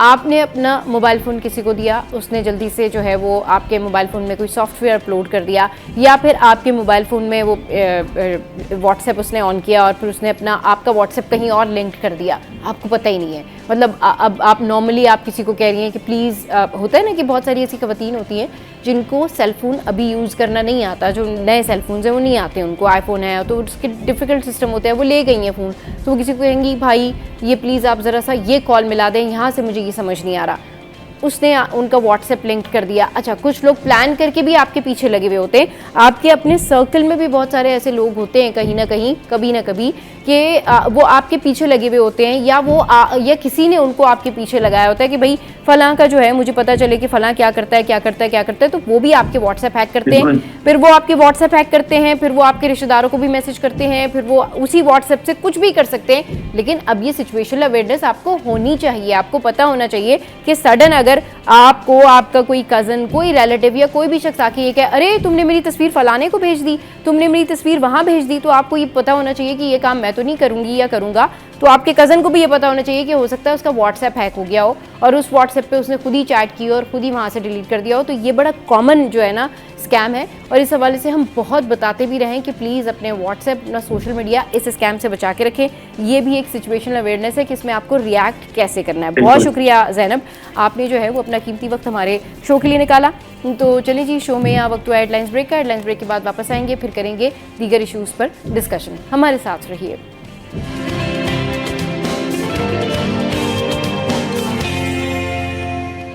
Welcome back. तो अब हम बात करेंगे इंतहाई अहम इशू पे। अब ये जो इशू मैं डिस्कस करने जा रही हूँ ना, ये चाइल्ड कस्टडी के हवाले से, लेकिन ऑब्वियसली चाइल्ड कस्टडी की नौबत तब आती है जब दो लोग आपस में एक दूसरे के साथ नहीं रहना चाहते, लेकिन उसमें जो बच्चे हैं वो बहुत स्ट्रगल करते हैं, उनके लिए ज़िंदगी जो है बड़ी मुश्किल हो जाती है, और शायद पेरेंट्स को बहुत मुश्किल होती है इस तरह से डिवोर्स के बाद बच्चों की पेरेंटिंग करना, क्योंकि समझ ये नहीं आ रहा होता है कि कुछ बच्चे जो हैं अपने बाप से बहुत अटैच होते हैं, कुछ बच्चे जो हैं वो माँ से अटैच होते हैं, और कुछ दोनों के बगैर ही नहीं रह पाते। लेकिन सारी सूरत हाल में जब डिवोर्स की बात होती है ना, तो फिर दूसरा जो स्टेप है वो है चाइल्ड कस्टडी का।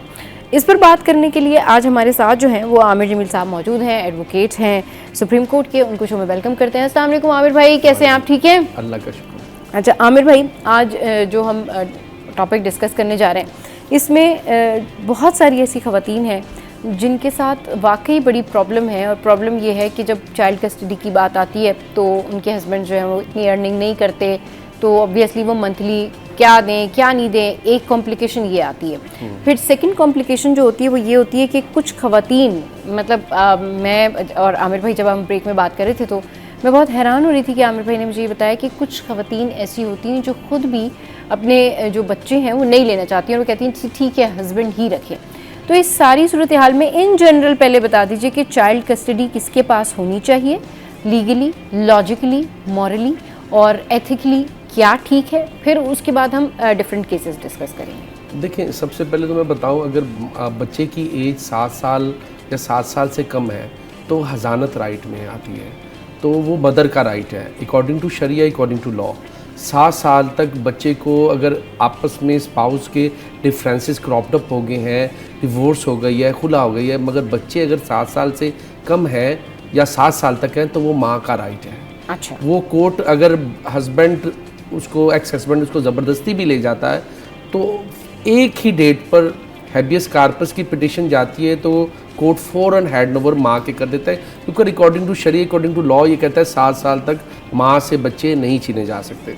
अच्छा, एक कुछ एक्सेप्शनल केसेस में होता है कि माएँ बच्चे नहीं लेके जाती। हाँ, बिल्कुल। माएँ जो है वो बच्चे छोड़ देती हैं। हाँ। अब माएँ बच्चे छोड़ देती हैं 7 साल से कम, तो ये बहुत ज़्यादती है। क्यों?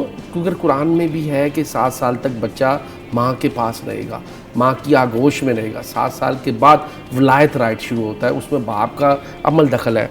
अच्छा, दूसरी बात ये है कि बच्चे की आप देखें अपब्रिंगिंग में बहुत फ़र्क पड़ता है। साइकोलॉजिकल फैक्टर्स आते हैं। अगर माँ 7 साल तक बच्चे को लुक आफ्टर नहीं करेगी, उसको वो मोहब्बत नहीं मिलेगी माँ की, तो बच्चे के साइकोलॉजिकल प्रॉब्लम्स आते हैं।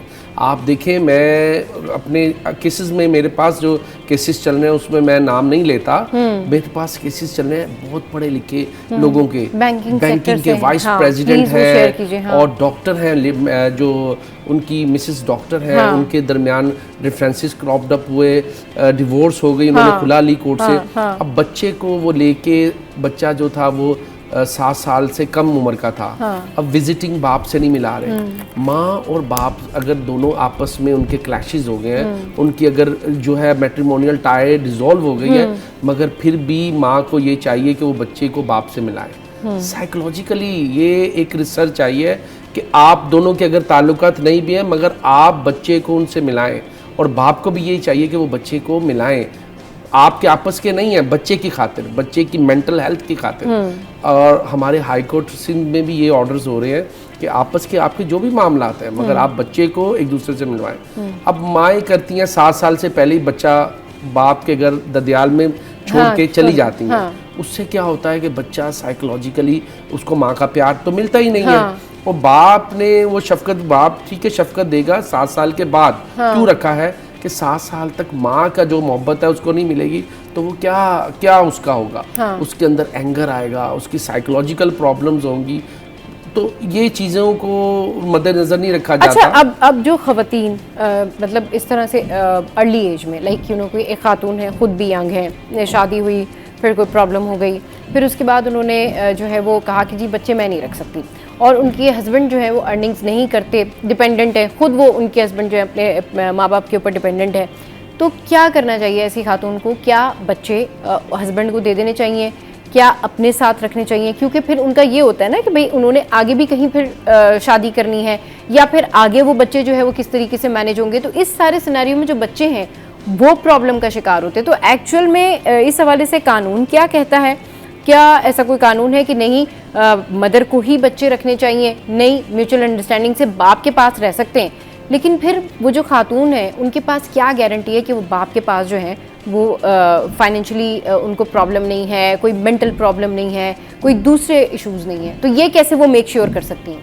देखिए, बात ये है, या तो जब आपस में इनके डिफरेंसेस क्रॉप्ड अप हुए, मैट्रिमोनियल टाई डिसॉल्व हो गया, तो इनको बच्चे की खातिर एक पेज पे कुछ टर्म्स एंड कंडीशंस सेटल करनी चाहिए। ठीक है, वो शादी कर रही हैं या ये शादी कर रहे हैं, अगर ये दोनों ही शादी कर लेते हैं तो बच्चों का लाइफ कहाँ जाएगी? बच्चे तो ना तो माँ के पास ना बाप के पास, दोनों के पास वो मोहब्बत ही नहीं मिल सकती।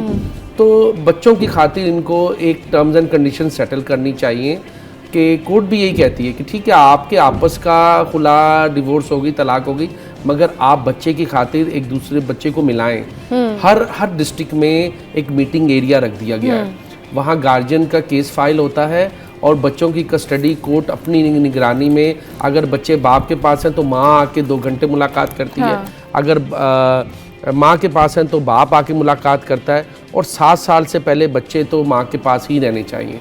अगर माँ के कुछ ऐसे प्रॉब्लम्स हैं कि आगे शादी करनी है, कुछ करना है, तो वो बच्चों की खातिर एक ऐसा टर्म्स एंड कंडीशन सेटल हो कि माँ वीकली या मंथली उनसे मुलाकात करे, या बाप मुलाकात। लेकिन अगर बाप जो है वो किसी और शहर में है और माँ किसी और शहर में, तो कैसे मैनेज होगा फिर ये? देखें, वीडियो लिंक्स पर भी बात होती है, स्काइप पर भी बात होती है, हमारे हाई कोर्ट्स नहीं, मुलाकात का आपने कहा ना, तो उस वजह से मैंने उस पर भी देख अगर किया जा सकता है। अगर आप बिल्कुल ताल्लुकी कर लेती हैं तो इसको बच्चों की साइकोलॉजिकल बहुत इफेक्ट पड़ता है, बच्चों की मेंटल हेल्थ पर बहुत इफेक्ट पड़ता है। बाप से भी मिलना उतना जरूरी है और माँ से भी मिलना उतना जरूरी है बच्चों को, क्योंकि बच्चों की मेंटल हेल्थ का इशू है। सही। मगर ये आपने ये प्रोग्राम के जरिए उजागर किया, ये लोगों को पता ही नहीं है। हाँ। बच्चे बाप के पास पढ़ रहे हैं तो माँ ने 10 साल पूछा ही नहीं है। सही।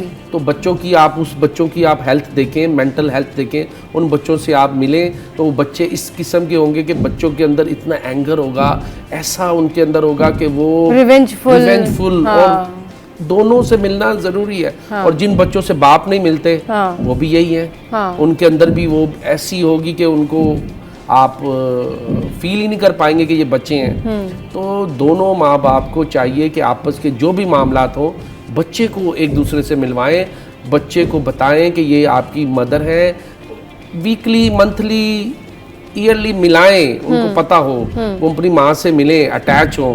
तो ये ज़रूरी चीज़ें हैं जो नहीं होती। सही। अच्छा, अब कुछ इस तरह के केसेस हैं कि कुछ खवातीन हैं जिनकी डिवोर्स हुई और उन्होंने उसके बाद शुरू में तो चले जी केस भी किया कि ठीक है जी मंथली जो है वो बच्चे की किफ़ालत के पैसे मिलेंगे, लेकिन फिर उसके बाद लोग गायब हो जाते हैं। मतलब यानी कि फिर बीच में शुरू में दिए पैसे फिर गायब हो जाते हैं। ऐसी खवातीन क्या केस कर सकती हैं, क्या कुछ हो सकता है? देखिए, रिसेंट जजमेंट्स आई हैं कि बैतुल माल से भी बच्चे पल सकते हैं। अच्छा। अगर खातून कह रही हस्बैंड नहीं मेरे कुछ दे रहे, बच्चों की मैं अपब्रिंगिंग कैसे करूं, बच्चों के मेंटेनेंस कैसे पूरा करूं, बच्चों की फीसें कैसे पूरी करूं, तो हाई कोर्ट्स ने ऑर्डर्स किए हैं। ये my Lord Mrs justice Kausar Sultana साहिबा का भी एक ऑर्डर है, सिंध हाई कोर्ट का। उन्होंने कहा कि जिनके फादर, बच्चों के फादर अगर उनकी नहीं कफालत कर सकते या वो कोई माजूरी का शिकार हैं या कुछ और प्रॉब्लम्स हैं तो वो बैतुल माल से रुजू कर सकते हैं और बैतुल माल स्टेट उनके एक्सपेंस पूरे करेगी। अच्छा। ऐसे भी ऑर्डर्स होते हैं। तो ये एक्टिवली इस पे काम हो होता रहा है, बहुत काम होता है। अच्छा। आप एप्लीकेशन देंगे, कोर्ट उसमें ऑर्डर करेगी स्टेट को कि जी ये बच्चों तो वो इतने पैसे होते हैं कि वो गुजारा हो जाता है। लाइक ये तो नहीं है ना क्योंकि अगर बैतुल माल से भी इन लोगों को पैसे मिल रहे हैं तो वो इतने पैसे ना हो कि जी वो प्रॉब्लम हो। बच्चों की कफालत के लिए उतना एक्सपेंस पूरा कर सकता है बैतुल माल। क्योंकि देखें तो कितने मिल जाते हैं, कितने हजार मिल जाते हैं, क्या देखें बच्चों की सर्टेन अमाउंट कुछ डिपेंड्स करता है कि बच्चों के एक्सपेंस क्या आ रहे हैं। अगर बच्चे स्कूल गोइंग है, बच्चे अगर स्कूल गोइंग नहीं है, 2 साल 4 साल का बच्चा है, उसको पालने में तो जाहिर है जो फिर वो बैतुल माल के ऑफिसर एक्सेस चेक करते हैं क्या इस पे एक्सपेंडिचर बेयर हो रहे हैं, क्या हो रहे हैं, तो उस हिसाब से उनको वो पे किया जाता है। सही। दूसरा ये है कि अगर हस्बैंड छोड़ के चला गया है, वेल सेटल है, आपके पास बच्चे हैं तो आप मेंटेनेंस का केस कर सकते हैं कोर्ट ऑफ लॉ में। अच्छा। मेंटेनेंस का केस करेंगे बच्चों के ये देखें बच्चे तो उसी के हैं, तो खर्चा उसको देना है। अगर बच्चे रख रहा है नहीं रख रहा मगर खर्चा उसको देना है, वो नहीं दे रहा तो वो कोर्ट ऑफ लॉ में पीनल एक्शन भी हो जाता है। डिग्री के बाद वो बिहाइंड द बार जेल भी कोर्ट भेज देती है, वो चक्की पीस के भी पैसे देगा। बच्चों का खर्चा देना है, बच्चों का खर्चा नहीं देगा तो कोर्ट जेल भेजती है कि भाई आप फिर चक्की पीस के वहां अंदर मजदूरी करके पैसे दें। अच्छा। तो खर्चा भी डायरेक्टली नहीं, वो कोर्ट में जमा होगा। सही। नाजिर के पास, कोर्ट का नाजिर है उसके पास जमा होगा, वहां से खातून का चेक बनेगा, वो उससे बच्चों की कफालत कर सकती हैं। सही। तो ये एक बड़ा अच्छा इशू आपने कहा कि जी हस्बैंड लापरवाह है, वो देता नहीं मगर वो अच्छा कमाता है, पूछता नहीं, खातून बड़ी मुश्किल से बच्चों, तो खातून को चाहिए मेंटेनेंस का केस करें। सही। 18 लड़की को जब तक शादी नहीं होगी फादर पे करेगा, और बच्चा जो है, लड़का जो है वो 18 साल का नहीं होता तो उसकी जिम्मेदारी बाप पर है, चाहे बच्चे उसके पास रहें नहीं रहे मगर ये बाप ने पूरा करना। और 18 साल से उम्र के जो बड़े बच्चे होते हैं उनकी जिम्मेदारी, उनकी किफालत की जिम्मेदारी, देखिए उनकी जिम्मेदारी ये है कि वो बालिग हो जाता है 18 साल के बाद, वो अपना कुछ कर सकता है, इस वजह से नहीं। हाँ, ये भी कोर्ट ने कहा कि अगर वो फिर भी कुछ नहीं करता, उसकी कुछ कॉलेज की फीसिस है, स्कूल, तो फिर भी बाप देगा। सही। चलिए जी, शो में यह वक्त एक ब्रेक का, ब्रेक के बाद वापस आएंगे, फिर इस हवाले से मजीद डिस्कशन करेंगे।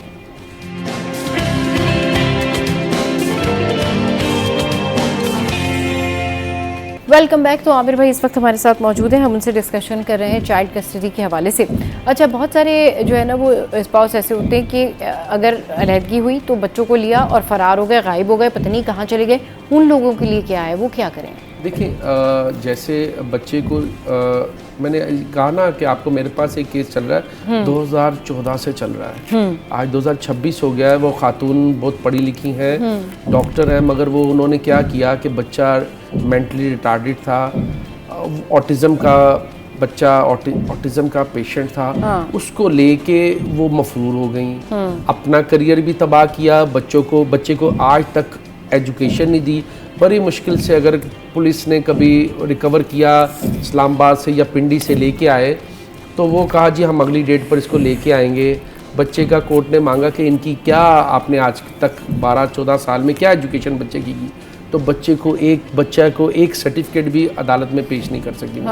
और अच्छी डॉक्टर पढ़ी लिखी अपने शौहर से रिवेंज लेने के लिए बच्चे का पूरा करियर तबाह कर दिया, बच्चे को कोई उसको एजुकेशन नहीं करवाई। अच्छा, फिर कोर्ट में अंडरटेकिंग दी कि जी हम बच्चे को अपीयर करेंगे, फिर गायब हो गए। अपने ही बच्चे से रिवेंज लेने के लिए? अपने बच्चे, अपने शौहर से रिवेंज लेने के लिए। मतलब वही तो, शौहर से रिवेंज लिया तो बच्चे से रिवेंज लिया ना। बच्चे से रिवेंज लिया कि बस अब तक वो वॉर में बच्चा हस्बैंड से मिलेगा नहीं, कुछ भी हो जाए, चाहे मेरा करियर तबाह हो जाए, चाहे घर बिक जाए, बच्चे को मिलने नहीं देंगे। तो वो क्या हुआ, बच्चा अब इस कंडीशन में भी नहीं है कि वो प्रॉपर्ली रिप्लाई कर सकता है। तो इस आपके प्रोग्राम के तवज्जो से मैं ये कहूँगा फिर एक दफ़ा कि अगर आपके आपस के जो भी मसाइल हैं, आपके आपस के अगर रिश्ता ख़त्म भी हो गया है, मगर फिर भी आप बच्चे की खातिर बाप से मिलना भी ज़रूरी है और माँ से मिलना भी ज़रूरी है। और अगर ये नहीं आप मिलाते तो बच्चे की बिल्कुल मेंटल हेल्थ ज़ीरो हो जाती है, ये बहुत नेसेसरी है। सही। अच्छा, वो मैंने आपसे एक क्वेश्चन पूछा था कि कुछ ख़वातीन ऐसी होती हैं कि शुरू में जिनकी मतलब डिवोर्स होती है, उनको पैसे मिल रहे होते हैं हस्बैंड की जानिब से किफ़ालत के बच्चों के, फिर बाद में वो गायब हो जाते हैं। तो गायब हो जाने वाले केसेस के लिए क्या किया जाए? देखिए, गायब होने वाली, मैंने यही अर्ज़ की ना, मेंटेनेंस का केस अच्छा, ठीक है। खर्चे का केस फाइल करेंगे। मैं थोड़ा सा और उर्दू इसलिए उर्दू में बता दूं, खर्चे का केस फाइल करेंगे फैमिली कोर्ट में जाके कि मेरे 3 बच्चे हैं, हस्बैंड मेरे ये काम करते हैं और इतना अर्न करते हैं और बच्चों को आज तक कुछ नहीं रीच में नहीं आए ना, मतलब कोई कांटेक्ट नहीं हो, फाइंड आउट नहीं कर पाए कि बंदा किधर है, बंदा आ भी नहीं रहा कोर्ट में, तो क्या करें? देखिए, फिर वो यही है कि अगर बंदा ट्रेस नहीं है, देखिए अगर बंदा ट्रेस ही नहीं है तो और मैरिज भी इंटैक्ट है तो वो कानून ये है कि 4 साल तक वो देखेंगी, 4 साल तक बच्चे अगर वो उनके हस्बैंड नहीं आते तो ऑटोमेटिकली वो मैरिज डिसॉल्व हो जाएगी। वो सूट फाइल करेंगी, मैरिज डिसॉल्व हो जाएगी कि 4 साल तक वो कांटेक्ट में नहीं है। अब रह गई बच्चों की कफालत का, तो वो उसी कोर्ट में, फैमिली कोर्ट में एक एप्लीकेशन देगी कि जी बैतुल माल से मेरे बच्चों की कफालत की जाए, क्योंकि मैं भी इस काबिल नहीं हूँ कि बच्चों को लुक आफ्टर कर सकती हूँ। तो फिर स्टेट उसको जो है बच्चों को ऑन करेगा, बच्चों के एक्सपेंस स्टेट पूरा करेगा, या फिर वो कोर्ट किसी NGOs के ज़रिए किसी NGOs को इंटरवीन करेगी, कुछ भी है, मगर वो कोर्ट मैनेज करके देगी उन बच्चों की मेंटेनेंस को, उन बच्चों के जो भी एक्सपेंस आ रहे हैं उनको वो पूरा करके देगी। सही, मतलब फिर वो एक्सपेंस पूरा करके दिए जाएंगे और फिर उस तरीके से वो फिर कोर्ट की जिम्मेदारी होगी अगर वो बंदा ट्रेस नहीं हो रहा है। जी। तो वो ये है कि देखें, जब दोनों स्पाउस आपस में डिवोर्स या तलाक हो जाती है तो बच्चों का जो गार्जियन है वो कोर्ट होती है।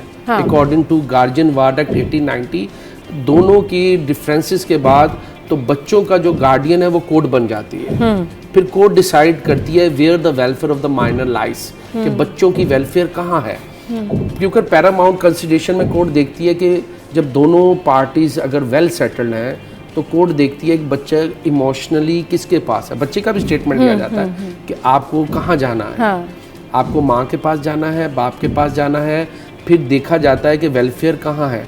अगर बच्चे को हम बाप के पास देते हैं, अब एक बच्चा है जो कि चलें ठीक है, उसके वालिद साहब नहीं कर पा रहे उसकी किफ़ालत, वालदा के भी हालात नहीं है, लेकिन कोर्ट में केस हो गया और उन्होंने कहा जी किफ़ालत बाप करेगा, नहीं बाप अगर कर पा रहा तो फिर वेलफेयर बीच में आती है, फिर जेन्युइन इशू हो तो वेलफेयर करती है। देखिए, बाप के जो हालात हैं उसी को मद्देनज़र रखते हुए उसने बच्चे पैदा किए, उसको मेंटेन भी उसको ही करना है। तो वो एक कोर्ट ने कहा कोई कुछ नहीं कमाता तो वो 18,000 तक सुप्रीम कोर्ट ने कहा कि कुछ नहीं कमाता, कम से कम भी 18 तो कमाता ही होगा। जो अच्छा। एक मिसाल के तौर पे एक रेडी वाला है तो वो भी महीने का 18-20 हज़ार कमाता ही होगा। हाँ। तो उस हिसाब से मेंटेनेंस चॉकआउट करके उसको मेंटेनेंस की डिग्री की जाती है और उनको पाबंद किया जाता है। लेकिन केस के शुरू में इंटरम मेंटेनेंस का ऑर्डर हो जाता है। कोर्ट ये नहीं करती कि साल 2 साल केस चलता रहे और उन बच्चे तो भूखे मर जाएंगे। तो कोर्ट कहती केस तो चल रहा है, ये दूसरी पेशी है, आप इतना खर्चा जमा कराते जाएं बच्चों का, ताकि केस के साथ साथ बच्चों का खर्चा भी पूरा होता रहे। तो ये भी बहुत ज़रूरी है। बच्चे की कस्टडी तो मांगते हैं, बाप मांगता है, माँ मांगती है। बाप कहता है बच्चे की कस्टडी दे दे, मगर मेंटेन नहीं कर रहा होता। तो कोर्ट कहती है आपको मिलना है मगर आप खर्चा देंगे। कितना खर्चा आज तक आपने दिया है? बच्चे 2 बाप के पल रहे हैं, वो ननिहाल से पल रहे हैं, आपने क्या दिया? तो वो ये बाप की जिम्मेदारी है, बाप की रिस्पॉन्सिबिलिटी है बच्चों को मेंटेन करना। सही, ये फादर की जिम्मेदारी है कि वो किस तरीके से किफ़ालत जो है उसको मेंटेन करे। अगर मेंटेन नहीं कर पाते तो डेफिनेटली उसके लिए मुख्तस ये है कि 18,000 रुपये तो लाजमी देने ही है, वरना फिर जो है वो कोर्ट के जजमेंट्स होते हैं, फिर कोर्ट डिसाइड करता है कि क्या करना है। अच्छा आमिर भाई, इवेंचुअली आपके पास कॉमन केसेस क्या आते हैं ज़्यादातर? देखिए, कॉमन केसेस यही आते हैं कि ये आपस की जो टग ऑफ वार है हस्बैंड वाइफ की, वो बच्चों को स्पॉइल कर देती है। सही। बच्चों को इस तरीके से करते हैं, खींचातानी चल रही होती है। हाँ। कि जी बच्चे, अब ये दोनों ये नहीं सोचते कि हम दोनों का तो रिश्ता ख़त्म हो गया, मगर हम ज्वाइंटली बच्चे की खातिर एक पेज पर अगर हम दोनों इसके लिए कुछ करेंगे तो ये बेहतर शहरी बन जाएगा, ये कुछ हमारा नाम रोशन करेगा। मगर वो क्या होता है कि बच्चे को, जैसे माँ के पास, अगर बाप के पास बच्चा है तो माँ से मीटिंग करवाने गया तो माँ उसके कान भर रही है कि जी आपने जो है वो अदालत में बोलना है कि बाप ये करता है, मारता है, ये करता है। अगर माँ के पास गया है तो बाप बोलता है कि आपने नहीं मिलना। तो ये चीज़ें नहीं होनी चाहिए। बच्चे की खातिर, for the sake of child, एक पेज पर आना चाहिए, बच्चे की वेलफेयर के लिए, बच्चे की मेंटल हेल्थ के लिए। मगर ये होता नहीं है। इतनी झगड़े में इतने अंधे हो जाते हैं कि बच्चों का फ्यूचर स्पॉइल कर देते हैं। सही, बिल्कुल। ये अब रिसेंट केसेस में मैंने आपको बताया कि मैं नाम नहीं लेता, रिसेंट केसेस में हुआ है और दोनों वेल रिप्यूटेड, एक बैंकर की पोस्ट पे और एक डॉक्टर।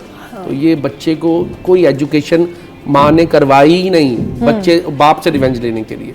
सही। अदालत ने कहा भाई आप 12 साल से बच्चे को लेके मफरूर थी, अदालत में आ नहीं रही थी, आपने बच्चे को कितना पढ़ाया, हम आपको फिर भी अकोमोडेट करते हैं। बच्चा कुछ भी नहीं, बच्चे ने कोई क्लास पढ़ी नहीं, वो बस मूवी करता है, कभी पेशावर, कभी इस्लामाबाद, कभी कहाँ। सही, कभी इस तरीके से हुआ ही नहीं। चले, अच्छा आमिर भाई, अब थोड़ा सा उनके बारे में बताएं कि अगर वालिद की जायदाद है, मतलब डिवोर्स हो गई है लेकिन वालिद की जायदाद है, तो उसमें बच्चों के फिर किस तरीके से राइट्स क्लेम होते हैं? डिवोर्स हो गई, उनका तो विडो का तो हक ख़त्म हो गया ना। वो तो देखें, और बच्चों का राइट तो रहेगा ना बाप की प्रॉपर्टी से। सन जो है वो डबल है और फीमेल है तो वो सिंगल है। अगर मैरिज इंटैक्ट होगी तो वो भी 1/4 की हिस्सेदार होंगी, क्योंकि वो मैरिज इंटैक्ट नहीं होते, अपनी ज़िंदगी में डिवोर्स कर दी तो बच्चे तो इंटाइटल होंगे, बच्चे तो शेयर होल्डर होंगे। मतलब किस तरह से क्लेम होगा फिर? वो क्लेम करना पड़ेगा या नहीं, वो जाना पड़ेगा डिस्ट्रिक्ट जज के पास सक्सेशन में। कोर्ट ऑफ लॉ में एक पिटीशन फाइल करनी पड़ेगी, सक्सेशन एक्ट में 1925 में पिटीशन फाइल होगी, जिसमें जो है वो अगर प्रॉपर्टी है या बैंक में पैसे हैं तो वो डिस्ट्रीब्यूशन होंगी अमंग शरिया अकॉर्डिंग टू लॉ। वो सूरह निसा आयत नंबर 7, 8, वही जो प्रोसेस अल्लाह ताला ने सेटल किया है उसी को ही लेके कानून में भी वही सेम प्रोसीजर अडॉप्ट होता है, कोई अलग से कुछ नहीं है। सही, अलग से कुछ नहीं है। अच्छा, जिस तरीके से आप बता रहे हैं ना कि क्योंकि अल्टरनेटिवली ये केस तो होगा कि अगर वालिद की जायदाद है तो औलाद हकदार है, अगर वो ना दे रहे हों, मतलब वो कहनी जी ठीक है, उस ददियाल वाले बोले नहीं जी कोई राइट्स नहीं है, फिर नहीं, वो नहीं कह सकते। ये तो आप जब कोर्ट ऑफ लॉ में जाएंगे, इनहेरिटेंस इश्यूज नहीं, वो तो नहीं कह सकते, लेकिन यहाँ पर जो कई ऐसे केसेस होते हैं, आंखों देखे ऐसे केसेस होते हैं कि जी वालिद साहब की डेथ हो गई, अब जो विडो और बच्चे हैं उन्हें निकाल दिया। अब उन्हें निकाल दिया तो जो जायदाद है दादा की है या बाप की है, जिसकी भी है, उसमें से हिस्सा नहीं दे रहे हैं। अब वो इतने भी उनका नहीं है फाइनेंशियल सपोर्ट कि वो जाएं और कोर्ट में केस कर लें, तो वो मैंने उनके लिए कहा कि वो तो वो फिर क्या कर सकते हैं। देखिए वो कोर्ट में भी जाने की ज़रूरत नहीं है। हाँ। यहाँ जो है वो मोतबे आला बने हुए हैं, आप एक एप्लीकेशन तो दे सकते हैं, उस एप्लीकेशन पर भी एक्शन हो सकता है। आप एक एप्लीकेशन मोतबे आला को भी देंगे कि इनहेरिटेंस प्रॉपर्टी है, हमें घर से निकाल दिया है, उस पर भी एक्शन होगा। आप थाने में एप्लीकेशन दे सकते हैं। अगर आपका लीगल राइट है अकॉर्डिंग टू शरिया, अकॉर्डिंग टू लॉ, तो उसमें वो आपको मिलेगा। आपको इतना लंबा, और ये केसेस इतने लंबे नहीं चलते, ये केसेस इतने लंबे, ये नहीं, एक एप्लीकेशन पर भी काम हो सकता है। आप डिस्ट्रिक्ट जज के पास भी एक एप्लीकेशन कोरियर से भेज सकते हैं। हाँ। उस पर भी वो एक्शन कर सकते हैं। हाई कोर्ट में एक एप्लीकेशन भेज सकते हैं, उस पर भी कोर्ट सू मोटो ले सकती है। इनहेरिटेंस के इशू को कोर्ट बहुत स्ट्रिक्टली देखते हैं कि ये डिस्ट्रीब्यूट होना चाहिए अमंग ऑल लीगल हेयर्स। सही। चलिए जी, इनहेरिटेंस की बात हो रही, तो इसी हवाले से अभी क्योंकि हमने चाइल्ड कस्टडी की बात की, अब हम बात करेंगे इनहेरिटेंस की, जो कि एक और इम्पॉर्टेंट टॉपिक है इसी से रिलेटेड। तो ये सारी डिस्कशन करेंगे, लेकिन एक छोटे से ब्रेक के बाद।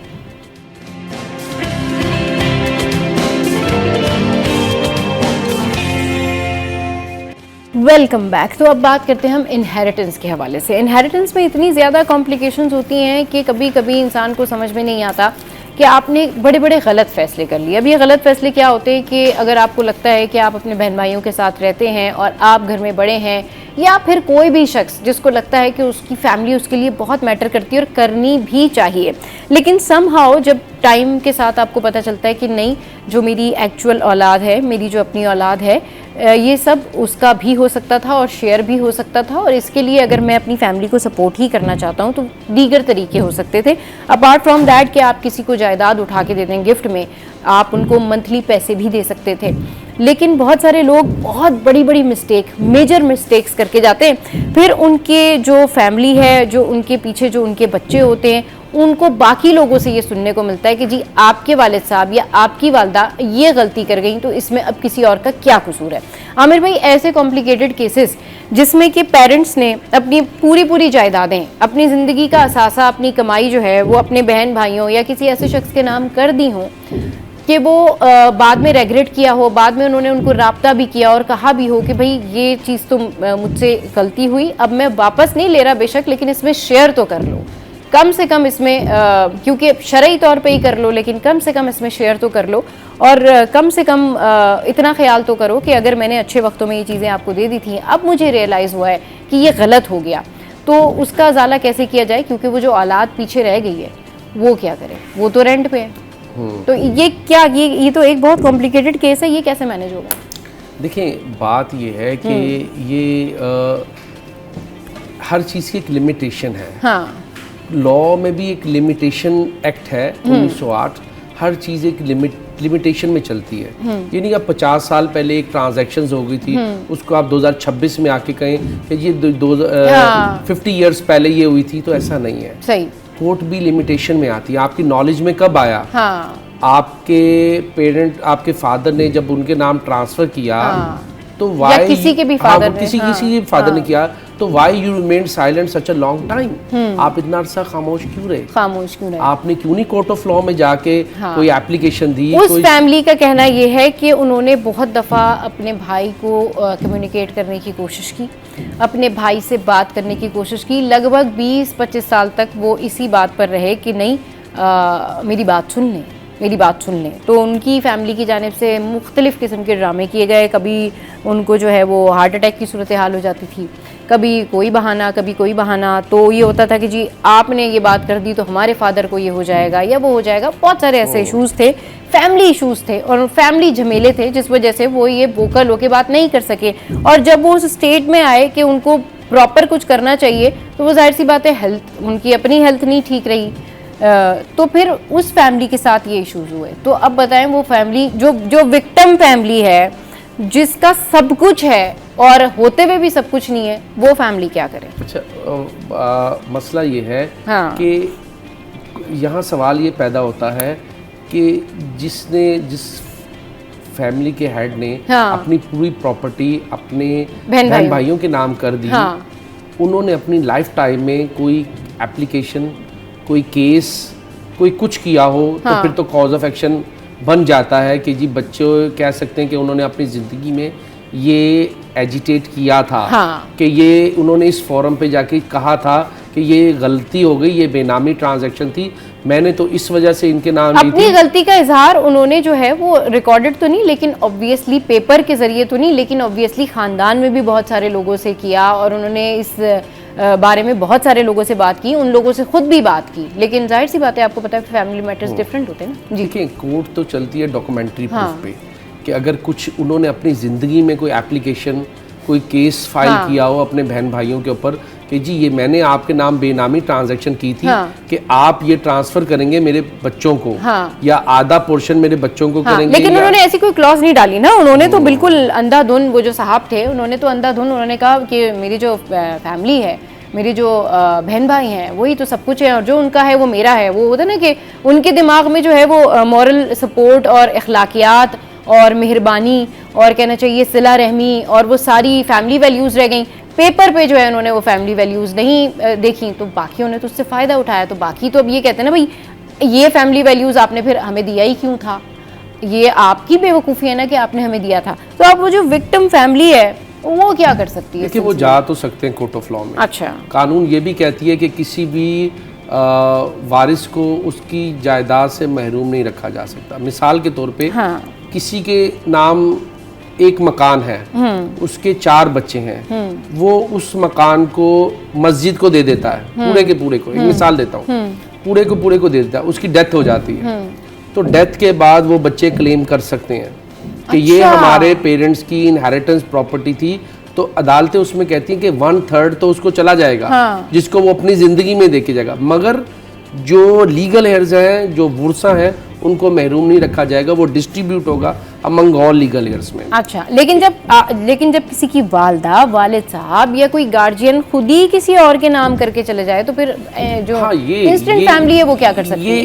ये थोड़ा सा वो अपनी देखें, गिफ्ट में 2 चीजें हैं, प्रपोजल, एक्सेप्टेंस और पोजेशन, 3 इंग्रेडिएंट्स हैं। तीनों हो चुकी तो वो ट्रांजैक्शन कंप्लीट हो गई, वो ट्रांजैक्शन कंप्लीट हो गई। उन्होंने प्रपोजल किया, उन्होंने एक्सेप्टेंस किया, और जो है वो पोजेशन भी ले लिया, तो गिफ्ट कंप्लीट हो गया। और ड्यूरिंग लाइफ टाइम उन्होंने कोई एप्लीकेशन नहीं दी।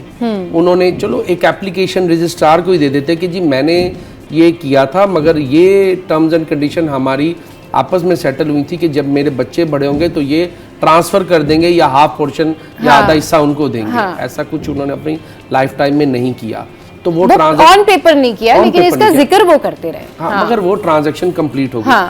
फिर भी उनके legal air court of law में चैलेंज कर सकते हैं उस गिफ्ट को कि ये गिफ्ट जो है, ये गिफ्ट गलत किया है, हमारी इनहेरिटेंस इसमें जहाँ तरका जायदाद आता है, जहाँ इनहेरिटेंस इशू आता है, वहाँ अदालतें जो हैं वो पहले वुरसा की तरफ जाती हैं कि ये जायदाद वुरसा में तकसीम होनी चाहिए थी। हाँ, जिसको दिया उसको 1/3 मिल जाए, उसको उसका शेयर भी मिल जाए और 1/3 और मिल जाए, मगर वारिसों में भी तकसीम होनी चाहिए थी। सही। अब ये चीज़ें जो देखना पड़ेगा गिफ्ट में टर्म्स एंड कंडीशंस क्या लिखी हुई हैं। गिफ्ट के अंदर भी बहुत सी चीजें होती हैं जो हमें नहीं, हम तो खाली लास्ट पे ही देखते हैं रजिस्टर्ड है, मगर उसके अंदर अब इस बीच में वो सब वो जो फैमिली है, जिस फैमिली का हम जिक्र कर रहे हैं, वो अगर ये सारा कुछ बेच के भाग जाएं तो विक्टिम फैमिली क्या करे?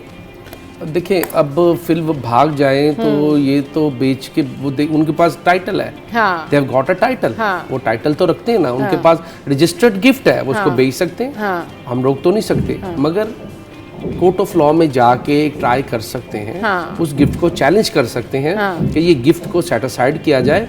अगर ये दिया भी गया था, मगर हमें तो हमारे तरके से महरूम तो नहीं रखा जा सकता था, ये जायदाद तो मेरे फादर की थी ना, तो हमें भी तकसीम होनी चाहिए। एक कोशिश की जा सकती है, उसमें कोर्ट के क्वेश्चंस यही होंगे कि आप ये क्वेश्चंस यही होंगे कि उस आदमी ने जब ये ट्रांसफ़र किया, उस ट्रांसफ़र के बाद कभी कोई दरख्वास्त दी, कभी कोई रजिस्ट्रार को एप्लीकेशन दी, कई कोर्ट ऑफ लॉ में कई दफ़ा उनसे बात की, कई दफ़ा उनके घर गए, कई दफ़ा इस सिलसिले में उनसे बात ज़रूर हुई, हाँ, लेकिन पेपर वर्क जो है वो जाहिर सी बात है उस फैमिली का नहीं हो सका। चले जी, ये तो हो गई एक फैमिली जिसका हमने जिक्र किया। एक और फैमिली का जिक्र करते हैं और कॉमन केसेस की बात करते हैं। बहनों के हिस्से क्यों नहीं दिए जाते जायदाद में? ये बताएं। ये भी बहुत अच्छा आपका क्वेश्चन है। देखिए बहनों का हिस्सा तो आपने देखा होगा आजकल इस सिलसिले में अदालतें बहुत स्ट्रिक्ट एक्शन कर रही हैं।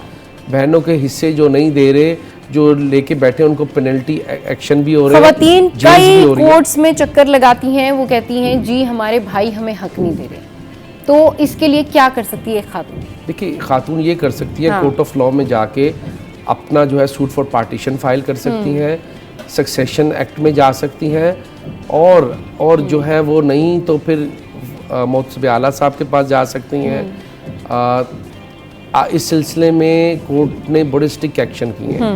देखिए एक भाई अगर अरसे दराज से बैठा हुआ है, फादर और मदर की डेथ हो गई है और वो अरसे दराज से बैठा है, खा रहा है, अपने बच्चों को खिला रहा है और अपनी बहन को कुछ नहीं दे रहा, तो वो इस सिलसिले में कोर्ट ऑफ लॉ में जाके उस प्रॉपर्टी का बंटवारा कर सकती हैं। उस प्रॉपर्टी में जितने अरसे से वो रह रहा है उसका वो रेंट भी देगा आधा, जब तक वो रह रहा है। अदालतें ये भी कर रही हैं। और अगर फिर भी वो हिस्सा नहीं दे रहा तो इसमें पनिशमेंट पिनल एक्शन भी आ रहा है। अच्छा, जेल भी भेज रहे हैं, तो बड़ा स्ट्रिक्ट एक्शन इस पर। पहले दौर में ऐसा होता था, लोगों को अवेयरनेस नहीं थी। सही। अब तो आप देखिए बहनों के हिस्सा क्या, जो ये बहनों का हिस्सा खाते हैं उनको जेल कस्टडी भी हो रही है, उनको जो है पिनल एक्शन FIR भी लॉन्च हो रही है, उनको जेल भी भेजा जा रहा है। जेल भी भेजा जा रहा है। अच्छा, अब एक और भी इशू आता है, बहुत सारे लोग मुझे मैसेज करते हैं कि जी हमारे दादा का घर है, अब दादा के घर में जो है जो बाकी फैमिली है वो मुझे किसी ने मैसेज किया कि हमारे दादा के घर पे कब्जा हो गया और जो है वो खाली नहीं कर रहे हैं, लेकिन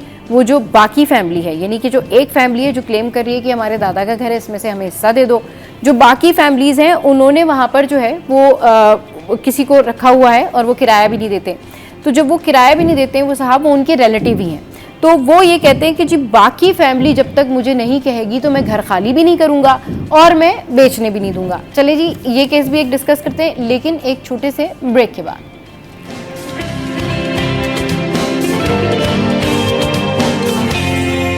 वेलकम बैक। तो बात हो रही है इनहेरिटेंस के हवाले से, अब हम डिटेल में डिस्कशन कर रहे हैं। अब जो दादा का मकान होता है उसमें किस किस का हिस्सा होता है ये बताइए। देखिए दादा का मकान है उसमें भी हिस्सा तमाम लीगल एयर्स का है। अगर वो उनके बेटे हैं तो डबल है, अगर बेटी हैं तो सिंगल है, अगर विडो है तो वो उसको 1/4 जाएगा। तो इस तरीके से डिस्ट्रीब्यूशंस हो गई। अच्छा, दूसरी बात ये कि अगर देखें लोगों में अवेयरनेस नहीं है, लोग समझते हैं कि कोर्ट कौन जाएगा, कोर्ट में इनहेरिटेंस इशू बहुत जल्दी डिसाइड होते हैं, कोई सालों साल नहीं चलते, 2 से 3 महीने 4 महीने में डिसाइड हो जाते हैं। देखिए अगर कोई किसी का राइट खा रहा है तो उसको कोर्ट ऑफ लॉ में जाना चाहिए, सूट फॉर पार्टीशन फाइल करना चाहिए। उसमें नाजिर अपॉइंट होता है, नाजिर जाके कहता है कि आप इनका भी शेयर है, आप यहाँ बैठे हुए, या तो आप रेंट जमा कराएं, इतने अरसे से आप बैठे हुए हैं, इसका राइट था इस प्रॉपर्टी पे, जिसको मेंस प्रॉफिट कहते हैं, तो आप इनका राइट, इनका रेंट जमा कराएं, रेंट दें इनको भी, ये भी शेयर होल्डर है, या इनको पोर्शन दें। तो पार्टीशन का सूट फाइल करना चाहिए जो बड़ी क्विकली डिसाइड हो जाता है, कोई सालों साल नहीं लगते, 2 से 4 से 6 महीने के अंदर अंदर डिसाइड हो जाता है। अच्छा, अब जो किसी ने अगर किसी को अगर अपने दादा के मकान में से हिस्सा चाहिए तो उसमें जो पोते पोतियां हैं उनका क्या राइट होता है? अगर फर्ज करें उनके वालिदैन नहीं है तो क्या उनका क्या राइट? तो पोते पोतियां भी कोर्ट ऑफ लॉ में जा सकती हैं, वो सक्सेशन में जा सकती हैं कि हमारे फादर का यहाँ शेयर है और चूंकि ये हमारे दादा के नाम स्टैंड कर रहा है तो इसको डिस्ट्रीब्यूट किया जाए अमंग लीगल एयर्स। कोर्ट इस सिलसिले में नाज़िर अपॉइंट करता है, नाज़िर शेयर लगाते हैं सबके, मार्केट वैल्यू उस प्रॉपर्टी की लगती है, फिर जो पोतियों का जो शेयर होता है उनको मिलता है। अच्छा, लोग घबराते हैं कोर्ट में जाने से, लोग समझते हैं पता नहीं क्या हो जाएगा, कोई सालों साल लग जाएंगे। इनहेरिटेंस इश्यूज को बहुत जल्दी डिसाइड किया जाता है। अच्छा। और हमारी अदालतें इनहेरिटेंस इशू पर बहुत स्ट्रिक्ट एक्शन करती हैं। अगर कोई किसी का राइट खा रहा है, कोई किसी के प्रॉपर्टी पर बैठ के उसको कुछ भी नहीं दे रहा, मतलब फर्ज करें कि एक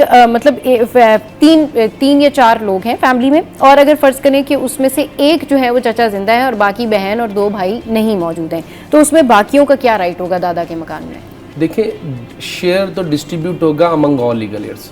अच्छा, जिनके तो वालिद जिंदा है उनके वालिद को मिलेंगे, जिनके वालिद फोत हो गया उनके बच्चों में जाएगा, वो वही शेयर जाएगा जो उसका शेयर था, उसी को डिस्ट्रीब्यूट होगा तमाम बच्चों में। तो वो इस सिलसिले में जब अदालत सक्सेशन की पिटिशन जाती है तो अदालत शेयर का तयन करती है कि किसको कितना कितना जाएगा। मिसाल के तौर पे 4 भाई हैं, 4 में से एक भाई की डेथ हो गई है, उसके बच्चे जिंदा हैं, तो उस भाई का जो शेयर होगा डबल, वो उस बच्चों में डिवाइड होगा। बच्चियों को उसके शेयर में से सिंगल सिंगल मिलेगा और बेटों को डबल मिलेगा। बेटों को डबल मिलेगा, सही। लेकिन अब अगर लाइक लेट्स सपोज के मकान पे कब्जा है, और कब्जा है जी वही फैमिली किसी मेंबर का कब्जा है दादा के मकान पे। अब 3 लोग जो है उनकी सपोर्ट में वो कहते हैं जी तुमने मकान तो खाली नहीं करना, और जो एक फैमिली है, जो विक्टिम फैमिली है, उसको तो हिस्सा देना ही नहीं है। तो वो जो विक्टिम फैमिली है जो चाहती है कि भाई या तो दादा के मकान का किराया मिले या फिर हिस्सा मिले, वो क्या करे? वो सूट फॉर पार्टीशन में जाएं। अच्छा, सूट फॉर पार्टीशन में जाएं कि जी हमारे फादर का इसमें राइट है, ये इतने अरसे से खा रहे हैं, हमें कुछ ना हमें रेंट मिल रहा है, ना हमें शेयर मिल रहा है, इसको जो है ऑक्शन करके बेच के हमें हमारा शेयर दिया जाए। बेशक 10 भी एक तरफ हो, आप सिंगल भी एक तरफ हो, तो आपको वो सारे अपना या तो सब मिलके आपको फारिग कर देंगे, शेयर दे देंगे, या फिर वो तमाम में डिस्ट्रीब्यूट हो जाएगा मंगोल लीगल एयर्स। वो सारे एक तरफ हो, पूरी फैमिली एक तरफ हो। अगर जो है वो किसी भाई के बच्चे एक तरफ हैं, वो नहीं चाह रहे कि ये लोग रहें, तो वो केस फाइल करेंगे, उनको उनका शेयर मिलेगा। अच्छा, और वो जो मकान पे अगर कब्जा है, जिस बंदे का कब्जा है, उसका क्या करें? वो तो कोर्ट खाली कराएगी। अच्छा, जब कोर्ट इसका ऑक्शन करेगी तो प्रॉपर्टी अपने हैंड ओवर ले लेगी, उसको खाली करना पड़ेगा। खाली करके फिर बायर को ऑक्शन होगा, पहले प्राइवेट ऑक्शन होगा। प्राइवेट ऑक्शन मींस के लीगल एयर्स को बुलाया जाएगा कि आप में से कोई खरीदना चाह रहा है तो खरीदे।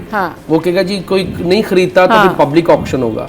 पब्लिक ऑक्शन के टाइम अदालत जो है प्रॉपर्टी को अपने टेक ओवर कर लेगी। तो उसमें तो ज्यादा फायदा हो सकता है क्योंकि ऑक्शन में बिल्कुल फायदा ही होगा। या तो प्राइवेटली पहले तो हक दिया जाता है कि वारिस ही खरीदे। तमाम को बुलाया जाएगा कि आप में से कोई इंटरेस्टेड है तो बाकियों का शेयर दे दें, या आप सारे एक पेज पर हैं तो जो क्लेमेंट है उसको शेयर दे दें। जिनके फादर फोत हो गया, उनके बच्चे हैं, उनको शेयर दे के आप फारिग कर दें, सारे मिलके आप रहते रहे। सही, ओके। चले जी, अब बात कर लेते हैं लेपालक। ऐसे बहुत सारे लोग होते हैं जो कि अडॉप्ट करते हैं, बच्चे अडॉप्ट करते हैं, और फिर उसके बाद जो है वो जब वो बच्चे बड़े हो जाते हैं तो एक इशू ये आता है कि जैसे अभी ये बात हो रही है ना कि वो औलाद के होते हुए बहन भाइयों को अगर कोई जायदाद दे दे, तो इसी तरीके से लेपालक औलाद के लिए तो और मुश्किल हो जाती है कि अगर कोई वालिद जिसने किसी बच्चे को लेके पाला है और वो उसके नाम जायदाद कर दे, तो वो कैसा है? मतलब वो ठीक है, लीगल है, वो कर सकता है उसके नाम जायदाद, उसमें कोई हर्डल तो नहीं है। बाकी फिर जो उसके बहन भाई हैं वो तो नहीं प्रॉब्लम करेंगे, देखिए जी हम तो ब्लड थे, आपने जो है वो पाले हुए बच्चे के नाम जायदाद कर दी। देखिए अपनी लाइफ टाइम में देखिए इनहेरिटेंस में एक चीज़ अर्ज करूँ, इनहेरिटेंस शुरू होता है, मुर्सी जायदाद का इशू शुरू होता है जब वो पेरेंट फोत हो जाए, बाप फोत हो जाए, मदर फोत हो जाए, जिसके नाम प्रॉपर्टी है, तो इनहेरिटेंस इशू होगा। अगर वो अपनी लाइफ टाइम में किसी को भी ट्रांजैक्शन सेल डीड कर देते हैं, गिफ्ट कर देते हैं, तो अपनी लाइफ टाइम में कर सकते हैं। वो बेशक उनकी रियल औलाद नहीं है, अगर वो उन्होंने उसको गिफ्ट कर दिया और गिफ्ट एक्सेप्ट हो गया और पोजेशन भी ले लिया, तो वो समझे ट्रांजैक्शन कंप्लीट हो गई। अब वो जो वारिस उनकी जिंदगी में क्लेम नहीं कर सकते कि जी हमें हमारा शेयर जिंदगी में नहीं होता। अच्छा, शेयर जब तक वो जिंदा है वो अपनी जिंदगी में अपनी चीज किसी को भी दे सकते हैं। शेयर क्लेम कब होता है? जब अल्लाह ना करे वो फोत हो जाए, उसके बाद वो अपना शेयर मांग सकते हैं। जिंदगी में तो कोई हिस्सा नहीं। जिंदगी में लोग कहते हैं जी हमारा भी इस प्रॉपर्टी पे हिस्सा है। भाई वो जिंदा है तो जिंदा में आपका कोई शेयर नहीं है। बच्चों, अगर बाप जिंदा है, बाप के नाम मकान है, तो बच्चे जिंदगी में नहीं कह सकते कि हमारा भी हिस्सा है। हिस्सा शुरू होगा, इनहेरिटेंस शुरू होगी मरने के बाद। जब किसी की डेथ हो जाती है जिसके नाम प्रॉपर्टी है, तो उसके बाद शुरू होगा। जिंदगी में तो कोई शेयर नहीं है। वो अपनी इसकी जायदाद है, वो किसी के नाम भी ट्रांसफर कर सकता है। हाँ, ये ठीक है। अच्छा, जिस तरीके से आमिर भाई हम डिटेल में डिस्कशन कर रहे हैं ना, इस तरह से मेरे जहन में एक और आया, मैं सोशल मीडिया पर ये बहुत ज़्यादा देख रही थी कि किसी ने जो है वो कहा कि ठीक है, अगर आपने जो अपनी बहन को कहा, होते ना बहुत सारे लोग इस तरह से, किसी ने अपनी बहन को कहा कि ठीक है हम जो है वो आपको हिस्से के बदले जो है वो हमने आपकी शादी करा दी, जहेज दे दिया, घर में हिस्से के बदले आप हमसे जो है वो मंथली कोई रकम ले लें। ये हमने ना उलमाए कराम से भी सवाल किया था रमज़ान में, क्योंकि हमारे पास ये सवाल आया था कि जो अगर किसी ने किसी को जायदाद गिफ्ट की है तो जब वो अपनी जायदाद में से हिस्सा मांगने जाता है, या वो जैसे मैंने उस फैमिली का जिक्र किया कि भाई हमारी जायदाद है, अगर गलती से आपके नाम हो गई है तो कम से कम आप हमारा हिस्सा तो रखें ना उसमें, या कम से कम आप उसमें कोई राइट्स तो होंगे हमारे, क्योंकि अल्टीमेटली तो जिसका बाप है उसकी औलाद का हिस्सा बनता है। तो वो क्या कहते हैं कि जी बहनों को कि जी ठीक है आप हमसे खर्चा ले लें और आप हमसे जो है ना वो इसका मंथली ले, लेकिन हम जायदाद आपके नाम नहीं करेंगे। तो अगर कोई खर्चा ले रहा है जायदाद की मद में, तो क्या जायदाद में उसका हिस्सा नहीं होगा? ये कॉन्सेप्ट ही गलत है। अच्छा, ये खर्चा ले रहा है तो वो हिस्सा नहीं क्लेम करेगा। हाँ। इनहेरिटेंस उसका रहेगा वहीं। अच्छा, उसको देखें, बहनें कहती हैं कि भाई जायदाद बेच के आप लगा लो, आप कर लो। हाँ, ये नहीं, बहन का इनहेरिटेंस होते हैं ना बहुत सारे ऐसे भाई होते हैं जो कह रहे होते हैं कि ठीक है हम जायदाद नहीं दी तो क्या हुआ, हम मंथली तो खर्चा उठा लेते हैं बहन का। तो मंथली देने से भी इनहेरिटेंस इशू खत्म नहीं होगा। मंथली देने से उसका जो हिस्सा है वो इंटैक्ट रहेगा। अच्छा, और ये इंटैक्ट रहेगा, वो भले मंथली। तो जब जायदाद मिले तो उसमें से माइनस कर लेते हैं? माइनस ऐसे नहीं हो सकता। वो तो देखें, वो जो दे रहा है उसको तो शेयर देना ही है। हाँ। वो शेयर में से नहीं, वो अगर वो कह रहा है मैं जी आपको मंथली दे रहा हूँ तो ये शेयर आपका, मैं हाँ अगर वो विलिंग है, हाँ। अगर वो विलिंग है तो वो ट्रांसफर कर देती है या अपना राइट लिंक्विश कर देती है, हाँ। छोड़ देती है, वो अलग चीज़ है। अगर वो नहीं कर रही और ये कह रहे जी मैं आपको इतने अरसे से पाल रहा था, हाँ। मैं आपको खर्चा दे रहा था, आपकी जायदाद अब मेरी हो गई, तो ऐसा नहीं है। अगर वो क्लेम करेगी तो उसका शेयर पूरा ही मिलेगा। चलिए जी ठीक है, बहुत शुक्रिया आमिर भाई। डिटेल में हमने डिस्कशन की, हमने बिल्कुल चाइल्ड्स के हवाले से बात की कि भाई उनकी कस्टडी किसके पास जानी चाहिए, इनहेरिटेंस किसके पास जानी चाहिए, इसके अलावा ख़वातीन के हवाले से बात की कि उनका क्या राइट है क्या नहीं। बहुत शुक्रिया डिटेल डिस्कशन के लिए, आप हमारे शो में तशरीफ़ लेके आए। चलिए जी, आज के शो से फिलहाल इतना ही। आपको हमारा शो कैसा लगा ज़रूर बताइएगा हमारी सोशल साइट पर। हंसते रहिए, मुस्कुराते रहिए। Keep watching City at 10।